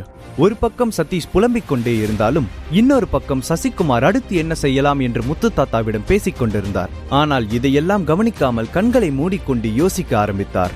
இந்த அளவுக்கு ஒரு பெரிய கம்பெனியை தான் கைக்குள்ள கொண்டு வர நிச்சயமா பிரீத்தியால முடியாது. இத அவ செஞ்சிருக்க வாய்ப்பே இல்லை என்று நினைத்தார். சதீஷ், நான் சொல்றத நல்லா கேளு. இப்ப நீ கஷ்டப்பட்டாதான் இந்த கம்பெனியை நீ கடைசியில நல்லா பாத்துப்ப. நிலைமை இப்ப நம்ம கைய விட்டு போயிடுச்சு. இப்போ இந்த ப்ராஜெக்ட் சரியா போகணும்னா அதுக்கு ஒரே ஒரு வழிதான் இருக்கு என்று முத்து தாத்தா பெருமூச்சு விட்டார். இப்ப இந்த ப்ராஜெக்ட பொறுத்த வர பிரீத்தி கிட்ட நீ மன்னிப்பு கேட்கறது தான் ஒரே வழி. அதை தவிர வேற வழி எனக்கு தெரியல. பிரீத்தி கிட்ட மன்னிப்பு கேட்டு அவளை இந்த கம்பெனிக்கு திரும்ப வர வைக்கணும் என்று கூறினார். அவருக்கு இந்த யோசனை பிடிக்கவில்லை என்றாலும் இதை தவிர வேறொன்றும் அவர்களால் செய்யவே முடியாது. இதை நினைக்கும் போது சதீஷிற்கு வெறுப்பாக வந்தது. இதை தவிர வேறு ஏதாவது வழி இருக்கும் என்று அவன் தாத்தாவிடம் பேசினான். ஆனால் அவருடைய முகத்தையும் அவர் யோசித்துக் கொண்டிருந்த விதத்தையும் பார்த்த சதீஷ் மேலும் எதுவும் பேசாமல் பிரீத்தியிடம் சென்று நான் மன்னிப்பு கேட்கிறேன் என்று கூறினான். கைக்கு கிடைத்தது வாய்க்கு எட்டாமல் போய்விடுமோ என்று தன் விதியை நினைத்து நொந்து கொண்டான். சிறிது நேரத்தில் பிரீத்தியின் போனிற்கு சதீஷுடைய நம்பரிலிருந்து கால் சென்றது. சதீஷின் பெயரை பார்த்ததுமே ஆத்திரத்தில் காலை ரிஜெக்ட் செய்தாள். திமிரு பிடிச்சவ, என்ன தைரியம் இருந்தா ஏன் காலையே ரிஜெக்ட் பண்ணுவா? போனை எடு என்ற சதீஷ் டென்ஷனில் தனது கைவிரல் நகங்களை கடித்துக் கொண்டிருந்தான். கடைசியாக மீண்டும் ஒரு முறை பிரீத்திக்கு கால் செய்தான். மறுபடியும் அவனது காலை ரிஜெக்ட் செய்ய போன பிரீத்தியின் கைகளை பிடித்தான் சூர்யா. பிரீத்தியின் போனை வாங்கி கொண்ட சூர்யா ஆன்சர் பட்டனை அழுத்தி போனை ஸ்பீக்கரில் போட்டான். ஒரு வழியாக பிரீத்தி போனை அட்டன் செய்த சந்தோஷத்தில் அவசரமாக தான் கூற வந்ததை பேச நினைத்தான். அப்பொழுது பிரீத்திக்கு பதிலாக சூர்யாவின் குரல் கேட்க சதீஷுக்கு ஆத்திரமாக வந்தது. பிரீத்தி எங்க? போன் அவகிட்ட கொடு என்று அதட்டலாக சூர்யாவிடம் பேசினான். அவன் பேச்சில் இருந்த திமிரும் ஆங்காரமும் சூர்யாவிற்கு சுத்தமாக பிடிக்கவில்லை. இடியட் என்று திட்டிவிட்டு போனை கட் செய்தான் சூர்யா. கோபத்தில் சதீஷின் கண்கள் சிவந்தன. போன் கட்டான அடுத்த நொடியே சதீஷின் செல்போன் டேபிளில் பறந்தது. இதையெல்லாம் கவனித்துக் கொண்டிருந்த சசிகுமார் பின் சதீஷ் எறிந்த போனை தரையிலிருந்து எடுத்தவர் அவன் கையில் கொடுக்கும் போதே பிரீத்தி நம்பர் டயல் பேடில் இருந்தது. கடைசியாக ஒரு முறை கால் செய்து பார் என்று சசிகுமார் கூற கண்களை மூடி பெருமூச்சு விட்டவன் மீண்டும் பிரீத்தி நம்பருக்கு டயல் செய்தான். போனை எடுத்து பேசிய சூர்யா, ஏதாவது சொல்லணும்னு நினைச்சா சீக்கிரம் சொல்லு என்று சூர்யா சதீஷ் பேசுவதற்கு அவகாசம் கொடுத்தான். பிரீத்தி எந்திரிச்சா அவகிட்ட சொல்லு, கம்பெனில நாங்க சொல்றதை கேட்டு நல்லபடியா நடந்துக்கிட்டா மறுபடியும் அவளை வேலையில சேர்த்துக்கிறோம் என்று பிச்சை போடுவது போல பேசினான் சதீஷ். இவனுக்கு பட்டும் புத்தி வரவில்லை போல என்று நினைத்த சூர்யா, ஒருவேளை அவ ஒழுங்கா நடந்துக்கலனா என்ன பண்ணுவீங்க என்று சதீஷிடம் கேட்க, அவள் ஒழுங்காக நடந்து கொள்ளவில்லை என்றால் இனிமேல் அந்த கம்பெனி உள்ளே நுழையவே முடியாது என்றான். இதை கேட்ட சூர்யாவிற்கு அவனை நினைத்து வருத்தப்படுவதா இல்லை கோவப்படுவதா என்று தெரியாமல் சிரித்தான். இந்த முறை எதுவும் கூறாமல் பட்டென்று போனை கட் செய்த சூர்யா அவனை பிளாக் லிஸ்டில் போட்டு விட்டான். அவன் அருகே இதையெல்லாம் கேட்டுக்கொண்டு நின்றிருந்த பிரீத்தி அவனை தடுத்து நிறுத்தவில்லை. அவள் செய்ய நினைத்ததையும் பேச நினைத்ததையும் சூர்யாவே அவளுக்காக பேசிவிட்டான். அதே சமயம் சதீஷ், இந்த பிச்சைக்கார நாயை நான் சும்மா விட மாட்டேன், என்னைக்காவது ஒரு நாள் இவன் சாவி ஏன் கையில தான் நடக்க போகுது என்று கோபத்தில் பைத்தியம் பிடித்தவனைப் போல கத்த ஆரம்பித்தான். நீ அவகிட்ட பேசுற விதத்தை வச்சு பார்க்கும்போது நீ மன்னிப்பு கேட்கற மாதிரி இல்ல. இப்படி பேசினா கண்டிப்பா பிரீத்தி இறங்கி வரதுக்கு சான்ஸே இல்ல என சசிகுமார் சதீஷுக்கு அறிவுரை கூறினார். இனி என்னதான் செய்ய வேண்டும் என்று சதீஷ் சசிகுமாரை முறைத்து கொண்டே கேட்டான். இப்போதைக்கு கை நிறைய பழம் வாங்குவோம், அதுக்கப்புறம் அவளை நேர்ல சந்திச்சு மன்னிப்பு கேட்போம் என்று சசிகுமார் கூறினார். அன்று மாலையே சசிகுமாரும் சதீஷும் கை நிறைய பழங்கள் வாங்கிக் கொண்டு பிரீத்தியின் வீட்டிற்கு சென்றனர். கதவை திறந்த வனிதா இவர்கள் முகத்தை பார்த்ததும் எதையும் பேசாமல் உள்ளே சென்று விட்டார். சூர்யாவும் பிரீத்தியும் அவ்விருவர் வந்ததை கண்டு கொள்ளாமல் தங்களுக்குள் பேசி சிரித்துக் கொண்டிருந்தனர். இதை பார்த்த சதீஷிற்கு கோபம் வந்தது. அவனை அவமதிப்பது போல இருந்தது. அங்கிருந்த சூழ்நிலையை மாற்றும் விதத்தில் சசிகுமார் பிரீத்தி முன் சிரித்த முகத்துடன் சென்று அமர்ந்தார். பிரீத்திமா, உனக்கும் சதீஷுக்கும் ஏதோ மிஸ் அண்டர்ஸ்டாண்டிங் நடந்துருச்சு, அதையெல்லாம் மறந்துரு என்று சசிகுமார் கூறி முடிப்பதற்குள் சூர்யா, என்ன மிஸ் அண்டர்ஸ்டாண்டிங்கா அங்கிள் என்று கேட்டான். சூர்யா உறவு முறையில் சசிகுமாரை அழைப்பது அவருக்கு சுத்தமாக பிடிக்காது. நாங்க பிரீத்தி கிட்ட பேச வந்திருக்கோம், உன்கிட்ட இல்ல என்று திமிராக சதீஷ் பேசினான். சூர்யா அடுத்த வார்த்தை பேச வருவதற்குள் இந்த முறை பிரீத்தி முந்திக் கொண்டாள். நீங்க என்கிட்ட என்ன பேசணும்னு நினைக்கிறீங்களோ அதையெல்லாம் சூர்யா கிட்ட பேசினாலே போதும், சூர்யா முடிவுதான் என்னோட முடிவும் என்று பிரீத்தி தன் தலையை மெதுவாக சூர்யா பக்கம் திருப்பி பார்த்தாள். அந்த சின்ன இடைவேளையில் அவர்கள் பரிமாறிக்கொண்ட அந்த பார்வையில் பல அர்த்தங்கள் இருந்தது. அதை புரிந்து கொண்டவன் போல சூர்யா முகத்தில் சிறு புன்னகை தோன்றியது. சசிகுமார் எதையோ பேச வருவதை கவனித்த சூர்யா, பிரீத்தி கிட்ட மன்னிப்பு கேட்கத்தானே வந்திருக்கீங்க அங்கிள் என்று மீண்டும் ஒரு முறை அங்கிள் என்ற வார்த்தையை அழுத்தி கூறினான் சூர்யா. எத்தனை தடவை அங்கிள் என்று சூர்யா கூப்பிட்டாலும் அவரால் ஒன்றும் செய்ய முடியாத நிலையில் அமர்ந்திருந்தார். சூர்யாவின் நக்கலான பேச்சும் அவன் ஒவ்வொரு முறையும் அங்கிள் என்று கூப்பிடும் போதும் சசிகுமார் மெலிந்து கொண்டிருப்பதை கவனித்த பிரீத்திக்கு சிரிப்பு தாங்க முடியவில்லை. இருமல் வந்ததைப் போல தன் தொண்டையை சரி செய்து கொண்ட சசிகுமார், ஏதோ கோபத்துல சதீஷ் வந்து தப்பு பண்ணிட்டான். அவன் பண்ணது பெரிய தப்பு தான். அதனால பிரீத்தி பேரும் கெட்டு போயிடுச்சு. இந்த கம்பெனியை விட்டு வெளியே வர மாதிரி ஆயிடுச்சு என்று உண்மையாகவே வருத்தப்படுவதைப் போல பேசினார் சசிகுமார். அப்பொழுது அவரை முந்திக் கொண்டு சதீஷ் பேச ஆரம்பித்தான். இதுக்கெல்லாம் காரணம் சந்தியா தான். அவதான் உன்னை பத்தி தப்பான செய்தியை பரப்புனான். அவ நிச்சயமா உன்கிட்ட மன்னிப்பு கேட்கணும். அவ சார்பா நான் மன்னிப்பு கேட்கிறேன் என்று திமிராக கூறினான். இதை கேட்ட பிரீத்தியின் முகம் மாறியது. என்ன, இதுக்கெல்லாம் காரணம் சந்தியாவா? நல்லா யோசிச்சு சொல்லுங்க என்று தன் புருவங்களை உயர்த்தி கொண்டு சதீஷை பார்த்து முறைத்தாள் பிரீத்தி. அப்பொழுது பிரீத்திக்கும் சதீஷுக்கும் நடந்த காரசாரமான உரையாடலில் இருந்து சசிகுமாருக்கு லேசாக உண்மை என்னவென்று புரிய வந்தது. மனதிற்குள் சதீஷை திட்டிக் கொண்டே, பிரீத்திமா, சதீஷ் என்ன தப்பு செஞ்சிருந்தாலும் அவன் உன்னோட அண்ணன். நம்மெல்லாம் ஒரே குடும்பம். அதனால இந்த ஒரு தடவை அவனை மன்னிச்சு விட்டுருமா. சசிகுமார் இப்படி பேசியதும் சூர்யா சிரிக்க ஆரம்பித்து விட்டான். இவன் ஏன் சிரிக்கிறான் என்று குழப்பமாக சூர்யாவை பார்த்தார் சசிகுமார். அங்கிள், என்ன சொன்னீங்க? ஃபேமிலியா? அப்போ பிரீத்தியும் உங்க ஃபேமிலி தானே? எங்க அந்த ஆர்எஸ்பி குரூப் டூரிசம் ப்ராஜெக்ட பிரீத்தி கையில கொடுங்க பாப்போம் என்று சூர்யா நக்கலாக சசிகுமாரை பார்த்து கேட்டான். தன்னையே அறியாமல் சசிகுமார், அது மட்டும் முடியாது, அதை பத்தி நினைச்சு கூட பார்க்காத என்று யோசிக்காமல் அவரிடமிருந்து பதில் வந்தது. பிரீத்தியை கம்பெனியில சேர்த்துக்கிறோம். எப்பவும் போல அவளுக்குன்னு ஒதுக்கப்பட்ட இன்ஜினியரிங் டீமை பாத்துக்கலாம். இந்த ப்ராஜெக்ட கொடுக்கறதுக்கு பதிலா ப்ராஜெக்ட்ல இருந்து வர 5% ப்ராஃபிட்டாவை எடுத்துக்கலாம் என்று மேலும் கூறினார். இவ்வாறு சசிகுமார் கூறிய பின்பு சூர்யாவின் பதிலை எதிர்பார்த்து காத்திருந்தார். கீழே குனிந்து கொண்டு ஏதோ யோசித்தவன் பின்பு மெதுவாக சசிகுமாரை பார்த்து சிரித்தான். அங்கிள், 5% கொடுக்கறீங்க? உங்களுக்கு எவ்வளோ தாராள மனசு. இப்படி கொடுக்கறதுக்கும் ஒரு மனசு வேணும். அது உங்ககிட்ட இருக்கு என்று சூர்யா லேசாக சசிகுமாரை பார்த்து சிரித்தான். சூர்யா இதை வாங்கிக் கொண்டு அமைதியாக சென்று விடுவான் என சசிகுமார் அவனது சிரிப்பை தவறாக புரிந்து கொண்டார். ஓகே, இப்ப நீங்க மன்னிப்பு கேட்டீங்க, அதனால கிளம்பலாம். அடுத்து முத்து தாத்தாவை வர சொல்லி பிரீத்தி கிட்ட மன்னிப்பு கேட்க சொல்லுங்க. அது மட்டும் இல்ல, இந்த ப்ராஜெக்ட பிரீத்தி தான் பாத்துக்கணும், சரியா? இதெல்லாம் நீங்க பண்ணுங்க, அடுத்து நாங்க என்ன பண்ணணும்னு யோசிக்கிறோம் என்ற சூர்யா அமைதியாக சசிகுமாரிடம் கூறினான். ஆனால் சூர்யா பேசிய ஒவ்வொரு வார்த்தையும் சசிகுமாரையும் சதீஷையும் கதிகலங்க வைத்தது. உனக்காகவும் பிரீத்திக்காகவும் நாங்க இங்க பேச வந்தோம். ஆனா உனக்கு என்ன தைரியம் இருந்தா முத்து தாத்தாவை மன்னிப்பு கேட்க சொல்லுவ. இதனால நீ பல விளைவுகளை சந்திப்ப என்று சூர்யாவை சசிகுமார் எச்சரித்தார். எதையும் சந்திக்க நான் தயார் என்று சவால் விட்டான் சூர்யா. அப்படி என்றால் பிரச்சனைகளை சந்திக்க தயாராக இரு என்று சசிகுமாரும் சதீஷும் அங்கிருந்து கிளம்பினர். வனிதா ரவிக்குமார் வருவதற்கு முன்பே இந்த பிரச்சனைகளை எல்லாம் எப்படியாவது தீர்த்துவிட வேண்டும் என்று நினைத்தார். ஆனால் சூர்யா பிரச்சனைகளை ஒன்றில் மேல் ஒன்றாக அடுக்கிக் கொண்டே செல்வது அவருக்கு பயமாக இருந்தது. ரவிக்குமார் சார் இருந்தா இததான் பண்ணிருப்பாரு. இதெல்லாம் ரவிக்குமார் சார் கஷ்டப்பட்டு உழைச்சது. ஏதோ பிச்சை போடுற மாதிரி பிரீத்திக்கு கொடுத்துட்டு போறாங்க. அவர் இருந்தா என்ன பண்ணுவாரோ அதை தான் நான் இப்ப பண்ணிட்டு இருக்கேன் என்று சூர்யா வனிதாவை சாந்தப்படுத்தினான். இருந்தாலும் அவர்களுக்கு ஆதரவாக இப்பொழுது முத்து தாத்தாவே இருப்பது அவளுக்கு நெருடலாக இருந்தது. அப்பொழுது பிரீத்தி சூர்யாவை பார்த்து சிரித்தாள். சூர்யாவும் பிரீத்தியை பார்த்து சிரித்தான். பின் அவ்விருவரின் சிரிப்பு சத்தம் அந்த அறையை நிரப்பியது. எவ்வளோ பிரச்சனை நடந்திருக்கு, இவங்க ஏன் சிரிக்கிறாங்க? ஒருவேளை பைத்தியம் முத்திடுச்சோ என்று வனிதா ஒன்றும் புரியாமல் தன்னுடைய தலையை சொரிந்து கொண்டே நின்றாள். சதீஷ் மன்னிப்பு கேட்டதை பெரிய விஷயமாக பிரீத்தி எடுத்துக்கொள்ளவில்லை. ஆனால் இதையெல்லாம் சூர்யா தனக்காக செய்தது அவளுக்கு சந்தோஷமாக இருந்தது. தன்னை இழிவுபடுத்திய சதீஷையே வர வைத்து மன்னிப்பு கேட்க வைத்தது அவளுக்கு மிகவும் பிடித்திருந்தது. இதற்கு காரணம் சூர்யாதான் என்று சதீஷிற்கும் சசிகுமாருக்கும் நிச்சயம் தெரிந்திருக்க வாய்ப்பில்லை.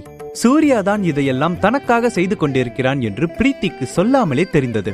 யாராக இருந்தாலும் பிரீத்தி சூர்யாவை பார்க்கும் விதத்தை வைத்து அவள் அவன் மீது காதலில் விழுந்து விட்டாள் என்று சொல்லிவிடுவார்கள். பிரீத்தியின் பார்வை சூர்யாவின் மீதுதான் இருந்தது. அப்பொழுது பிரீத்தியிடம் பேசி சிரித்துக் கொண்டிருந்த சூர்யாவின் கை லேசாக அவள் கையை உரசியது. உரசிய அடுத்த நொடியே மின்னல் அடித்தது போல எழுந்து நின்றான் சூர்யா. என் கை உங்க மேல படக்கூடாதா? ரொம்பதான் என்ற பிரீத்தி சூர்யாவின் மீது கோபம் கொள்வது போல நடித்தாள். அந்த இடத்தை விட்டு கிளம்புவதற்கு சோஃபாவிலிருந்து எழுந்து நடந்தாள். அப்பொழுது பின்னாலிருந்து பிரீத்தியின் கையை மெதுவாக பிடித்தான் சூர்யா. பின் பிரீத்தியை தன் பக்கம் இழுத்ததில் சுழன்று வந்து சூர்யாவுக்கு மிக அருகில் வந்து நின்றாள். சூர்யாவை அவ்வளவு நெருக்கமாக பார்த்தவள் வெட்கத்தில் தன்னுடைய கண்களை இறுக்கி மூடிக்கொண்டாள். மெதுவாக அவள் அருகே வந்த சூர்யா, ஐஸ்கிரீம் சாப்பிட போலாமா என்று கேட்டதும் குழம்பி போய் கண்களை திறந்து பார்த்தாள். சூர்யா இப்படி கேட்ட பின்புதான் அவளுக்கு சுயநினைவே வந்தது. வேகமாக சூர்யாவின் கையிலிருந்து சட்டென்று விலகி நின்றாள். எதுவும் நடக்காதது போல நாலா பக்கமும் திரும்பி பார்த்தவள் எதுவும் சொல்லாமல் காரை நோக்கி நடந்தாள். டிரைவர் சீட்டில் அமர்ந்திருந்த பிரீத்தி சூர்யா தூரத்தில் வருவதை பார்த்தவுடன் மீண்டும் கார் ஹாரனில் பீப் என்ற பெரும் சத்தம் எழுப்பினாள். என்ன பிரீத்தி மேடம், உங்க டிரைவர் நான் இருக்கும்போது நீங்க எப்படி கார் சீட்ல உட்காரலாம் என்ற சூர்யா தன் கைகளை கட்டிக்கொண்டு பிரீத்தி முன் அடக்கமாக நின்றான். அவன் பார்வையில் குறும்புத்தனம் தெரிந்தது.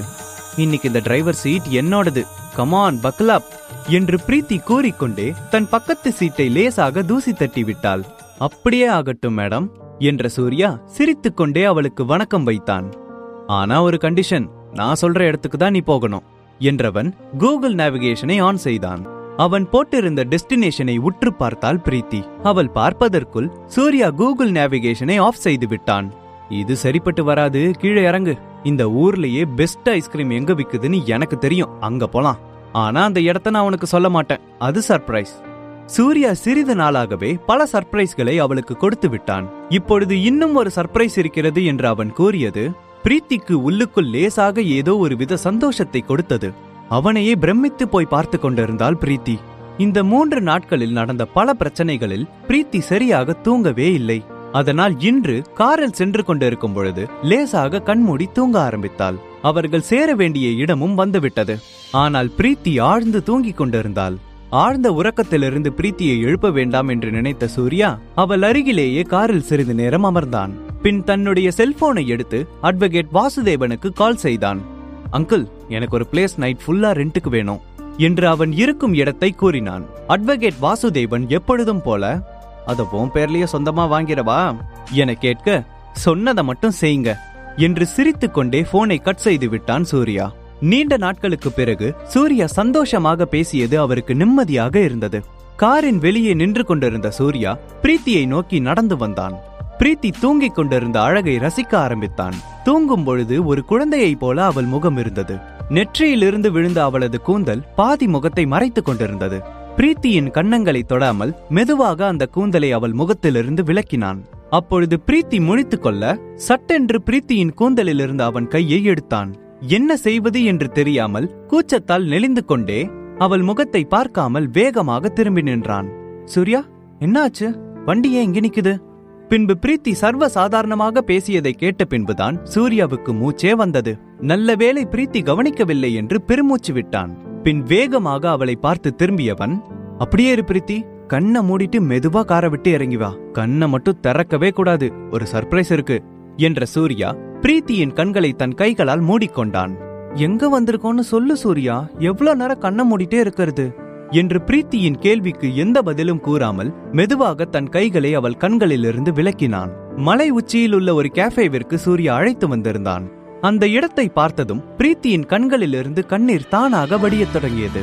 மேலிருந்து பார்க்கும் பொழுது மொத்த ஊருமே ஜொலி ஜொலித்துக் கொண்டிருந்தது. சந்தோஷத்தில் சூர்யாவை ஓடி வந்து கட்டிக்கொண்டாள். இது எனக்கும் என் அப்பாவுக்கு மட்டும் தெரிஞ்ச ரகசியமான இடம். எனக்கு இந்த இடம் ரொம்ப பிடிக்கும்னு உனக்கு எப்படி தெரியும் என குழப்பமாக கேட்டாள். அவள் கேட்ட கேள்விக்கு ஒரே ஒரு சிரிப்பை மட்டும்தான் பதிலாக அவனால் கொடுக்க முடிந்தது.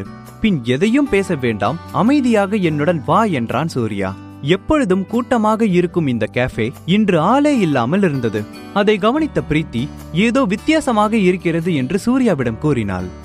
இப்ப நீ எதை பத்தியும் யோசிக்க கூடாது, நான் உனக்கு வேற ஒரு சர்ப்ரைஸ் வச்சிருக்கேன் என்று அவளை பார்த்து உற்சாகமாக பேசினான். அவன் முகத்தில் இருந்த சிரிப்பு பிரீத்தியை வேறு எதையும் யோசிக்க விடாமல் செய்தது. அங்கே இருந்த ஒரு பெஞ்சில் இருவரும் சென்று அமர்ந்தனர். இதுதான் என்னுடைய சர்ப்ரைஸ் என்ற சூர்யா மலை உச்சியிலிருந்து கீழே அழகாக ஜொலித்துக் கொண்டிருந்த சிட்டியை காண்பித்தான்.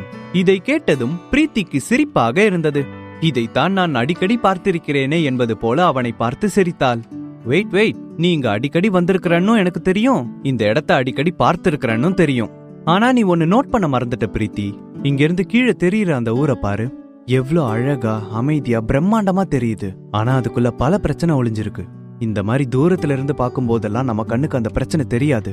அது மாதிரிதான் பிரீத்தி, நமக்கு வர பிரச்சனைய தூரமா இருந்து பார்க்கும் போது எந்த கஷ்டமும் நமக்கு தெரியாது என்று நிதானமாக சூர்யா பேசினான். பல முறை இந்த இடத்திற்கு பிரீத்தி வந்திருக்கிறாள்.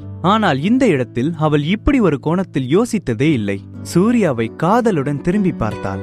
அவள் மனம் இப்பொழுது சந்தோஷத்தில் நிறைந்திருந்தது. அதே சமயம் அந்த கேஃபே வாசலில், எங்களை உள்ள விடுவீங்களா மாட்டீங்களா? அதான் காலியா இருக்கே, என்ன கூட்டமா இருக்கு அது இதுன்னு சொல்லி என்கிட்டயே கதை விடுறீங்க என்று சந்தியா கேட்டில் நின்றிருந்த செக்யூரிட்டி கார்டிடம் சண்டை போட்டு கொண்டிருந்தாள். அப்பொழுது அங்கிருந்த செக்யூரிட்டி கார்டு, இந்த கேஃபேவை ஒருத்தர் நைட்டு ஃபுல்லா ரெண்ட் எடுத்திருக்காரு, அதனால இப்போதைக்கு யாரும் உள்ள போக முடியாது என்று பணிவாக பேசினார். ஒரு விஷயத்தை தெரிந்து கொள்ள வேண்டும் என்றால் சந்தியா என்ன வேண்டுமானாலும் செய்வாள். அந்த செக்யூரிட்டி கார்டை மிரட்டி உருட்டி உள்ளே யார் இருப்பது என்ற விவரத்தை தெரிந்து கொண்டாள். அப்பொழுது சூர்யாவும் பிரீத்தியும் சந்தோஷமாக பேசி சிரித்துக் கொண்டிருப்பதை கேட் வாசலில் இருந்து சந்தியா பார்த்து விட்டாள். கிளம்புங்க, இவங்க மூஞ்செல்லாம் பார்த்துட்டு என்னால இருக்க முடியாது. லோகேஷ் மகேஸ்வரன் கூட எல்லாம் சுத்திட்டு இப்போ புருஷன் கூடயும் எப்படிதான் ரொமான்ஸ் பண்றாளோ என்று சந்தியா கூற மறுபேச்சு பேசாமல் விவேக் காரை ஸ்டார்ட் செய்தான். அடுத்த நாள் காலை ரவிக்குமாரின் ஆபீஸில் முத்து தாத்தா பிரீத்தியிடம் மன்னிப்பு கேட்க போகிறார் என்ற விஷயம் காட்டுத்தீயாக பரவத் தொடங்கியது. இந்த செய்தியை கேட்ட அனைவருக்கும் அதிர்ச்சியாக இருந்தது. 4-5 நாட்களாகவே பிரீத்தியை பற்றி தவறான செய்தி மட்டுமே அனைவரின் காதில் விழுந்து கொண்டிருந்தது. இப்படி இருக்கையில் அனைவராலும் மதிக்கப்படும் முத்து தாத்தா பிரீத்தியிடம் சென்று மன்னிப்பு கேட்பது என்பது ஏற்க முடியாத ஒன்றாக அனைவரும் நினைத்தனர். இந்த விஷயம் வனிதா பிரீத்தியின் காதுகளில் வந்து விழுந்தது. சூர்யா சொன்னது போலவே முத்து தாத்தா பிரீத்தியிடம் வந்து மன்னிப்பு கேட்க போகிறார் என்ற விஷயம் வனிதாவால் நம்பவே முடியவில்லை. மறுநாள் காலை பிரீத்தியின் வீட்டில், முத்து தாத்தா என்ன தேடி வீட்டுக்கு வர்றது கண்டிப்பா நடக்காத காரியம் என்று பிரீத்தி நினைத்தாள். பிரீத்தியும் வனிதாவும் சோஃபாவில் அமர்ந்து கொண்டு காஃபி குடித்துக் கொண்டிருந்தார்கள். சூர்யா அதே ஹாலில் வேறு ஒரு சோஃபாவில் அமர்ந்து கொண்டு நியூஸ் பேப்பர் வாசித்துக் கொண்டிருந்தான். காஃபி குடித்துக் கொண்டே பிரீத்தி ஓர கண்ணால் சூர்யாவை ரசித்துக் கொண்டிருந்தாள். வனிதா பிரீத்தியிடம் பேசிக் கொண்டிருந்ததை கூட அவள் கவனிக்கவில்லை. அப்பொழுது சரியாக காலிங் பெல் அடிக்க கதவை திறந்த பிரீத்தியின் முகம் சட்டென்று மாறியது. கதவின் வெளியே முத்து தாத்தா நின்றிருந்தார். அவரை தொடர்ந்து சசிகுமார், சதீஷ், சந்தியா, விவேக் என மொத்த குடும்பமே நின்றிருந்தது. முத்து தாத்தா தன்னை தேடி இங்கு வந்தது அவளுக்கு அதிர்ச்சியாகவும் ஆச்சரியமாகவும் இருந்தது. ஒரு நிமிடம் பேச்சு மூச்சு இல்லாமல் வாசலிலேயே நின்றாள். என தொண்டையை சரி செய்து கொண்ட முத்து தாத்தா, உள்ள கூப்பிட மாட்டியா என்று அவர் கேட்ட பின்புதான் ஒரு நிமிடத்திற்கு முன்பு காணாமல் போன பேச்சு மூச்சு அவளுக்கு திரும்ப வந்தது. உள்ள வாங்க தாத்தா என்று சந்தோஷமாக அவர்களை உள்ளே அழைத்தாள் பிரீத்தி. காலிங் பெல் சத்தம் கேட்டு நெடுநேரமாகியும் பிரீத்தி வராததால் என்ன நடக்கிறது என்று பார்ப்பதற்கு வனிதா சென்றாள். வாசலில் முத்து தாத்தாவும் மொத்த குடும்பமும் நின்று கொண்டிருப்பதை பார்த்த வனிதா வேகமாக கதவின் அருகே ஓடினாள். நீங்க எப்போ வந்தீங்கன்னு கேட்க வந்தேன், உள்ள வாங்க என சிரித்த முகத்துடன் உள்ளே அழைத்தாள். பிரீத்தியும் வனிதாவும் அதற்கு மேல் எதுவும் பேச முடியாமல் திகைத்து போய் நின்றனர். ஆனால் சூர்யா எதையும் கண்டு கொள்ளாமல் கையில் இருந்த நியூஸ் பேப்பரை படித்துக் கொண்டிருந்தான். சூர்யா சொன்னது போலவே நடக்கிறது, எங்கிருந்து இவனுக்கு இவ்வளவு தைரியம் வந்தது என்று சூர்யாவை பிரமித்து போய் பார்த்தார் வனிதா. முத்து தாத்தா அறைக்குள் நுழைந்த கணமே மூவரின் முகத்தையும் கவனித்தார். வனிதா மற்றும் பிரீத்தியின் முகம் சந்தோஷமாக காட்சியளித்தது. ஆனால் சூர்யாவின் முகத்தில் எந்த ஒரு உணர்ச்சியும் இல்லாமலும் உதட்டோரம் கூட சிறு புன்னகை இல்லாமல் அமைதியாக இருப்பதை கவனித்தார். அவன் அப்படி இருந்தது தாத்தாவுக்கு லேசாக உள்ளுக்குள் சங்கடமாக இருந்தது. சூர்யாவை பற்றி நினைத்த சிறிது நேரத்திலேயே முத்து தாத்தாவின் முகம் வேர்க்க ஆரம்பித்தது. இதுவரை யாருமே முத்து தாத்தாவை பார்த்து சவால் விட்டதில்லை. ஆனால் சூர்யா சவால் விட்டது மட்டுமல்லாமல் செய்தும் காட்டிவிட்டான். அப்பேற்பட்ட ஒருவன் ஏன் வீட்டோட மாப்பிள்ளையாக வேண்டும், ஏன் ரவிக்குமாருக்கு கீழ் வேலை செய்ய வேண்டும் என்ற இத்தனை கேள்விகள் முத்து தாத்தாவை துரத்தியது. காஃபி குடிக்கிறீங்களா இல்ல டீ குடிக்கிறீங்களா என்று வனிதா முத்து தாத்தாவிடம் கேட்டார். எதுவும் வேண்டாம் என்பது போல சைகை காட்டி, பிரீத்திக்கு உடம்பு முடியலன்னு கேள்விப்பட்டேன், அதான் அவளை பார்த்துட்டு போலான்னு வந்தேன் என்று முத்து தாத்தா கூற பிரீத்திக்கு லேசாக சிரிப்பு வந்தது. சுத்தி வளைத்து பேசாமல் நேராக பிரீத்தியிடம் சென்று, சதீஷ் சொன்னதை நான் கேட்டிருக்க கூடாது, அவன் பேச்ச நம்பினதுனாலதான் உன்னை கம்பெனியை விட்டு வெளியே துரத்துற மாதிரி ஆயிடுச்சு. நீ திரும்ப கம்பெனிக்கு வந்து அந்த ப்ராஜெக்டை நீயே பொறுப்பெடுத்துக்கணும்னு நினைக்கிறேன் என்று பிரீத்தியிடம் கூறினார் முத்து தாத்தா. ஆனால் அவர் வாயிலிருந்து ஒருமுறை கூட மன்னிப்பு என்ற வார்த்தை வரவே இல்லை. இதை சூர்யா கவனித்தான். இதற்கு மேலும் பிரீத்தியால் எதுவும் செய்ய முடியாது. அவர் கொடுத்த ஆஃபரை ஏற்றுக்கொண்டுதான் ஆக வேண்டும். பிரீத்தியின் முடிவை கேட்டு தெரிந்து கொண்ட முத்து தாத்தா உடனே அங்கிருந்து கிளம்பினார். அனைவரும் கிளம்பிய பின் பிரீத்தியை பார்த்த வனிதா, பிரீத்தி என்ன கொஞ்சம் கில்லு, இது கனவா இல்ல நிஜம்தானான்னு தெரிஞ்சுக்கணும். நீ இந்த கம்பெனி பொறுப்பை ஏத்துக்க போறதை என்னால நம்பவே முடியல என்று சந்தோஷத்தில் துள்ளி குதித்தார். அம்மா, நீ கனவு காணல, நிஜமா இந்த ப்ராஜெக்ட் என்னோட கைக்கு தான் வந்திருக்கு என்று பிரீத்தி சந்தோஷத்தில் வனிதாவை கட்டி கொண்டாள். அதே குஷியில் சூர்யாவை பார்த்த பிரீத்தி ஓடி போய் அவனை கட்டிப்பிடிக்கும் தூரம் வரை சென்றாள். சூர்யா, முத்து தாத்தா சொன்னதை கேட்டதானே? அந்த ப்ராஜெக்ட திரும்ப ஏன் கையில கொடுத்துட்டாரு. கண்டிப்பா நீ இல்லனா இதெல்லாம் நடந்திருக்காது என்று பிரீத்தியின் முகம் சந்தோஷத்தில் பிரகாசமாய் ஜொலித்தது. எது நடந்தாலும் சூர்யா என்னை பார்த்துக் கொள்வான் என்ற நம்பிக்கை பிரீத்திக்கு வந்தது. இந்த 3 வருடங்களில் வனிதா சூர்யாவை எதற்கும் உதவாதவன் என்றுதான் கற்பனை செய்து வந்திருந்தாள். ஆனால் இன்று அனைத்தும் தூசியாக பறந்து போனது. என்றும் இல்லாமல் இன்று சூர்யாவை நினைத்து பெருமைப்பட்டாள். சூர்யா, என் கூட வா. சூர்யாவின் கையை பிடித்துக்கொண்டு காருக்கு சென்றாள் பிரீத்தி. பிரீத்தி, நில்லு, எங்க போற என்று சூர்யா பிரீத்தியின் பின்னால் சென்றான். நீ மட்டும்தான் சர்ப்ரைஸ் கொடுப்பியா? நானு தான் தருவேன் என்று பிரீத்தி சூர்யாவை எதுவும் பேச விடாமல் கார் வரையிலும் அழைத்து சென்றாள். இந்த முறை டிரைவர் சீட்டில் சூர்யா அமர்வதற்குள் பிரீத்தி முந்திக் கொண்டாள். காரில் ஏஆர் ரஹ்மான் பாடலை போட்டுக்கொண்டு சந்தோஷமாக பாடிக்கொண்டே வந்தாள். பிரீத்தியின் சந்தோஷமான முகத்தை பார்த்த சூர்யாவின் மனம் நிம்மதியாக இருந்தது.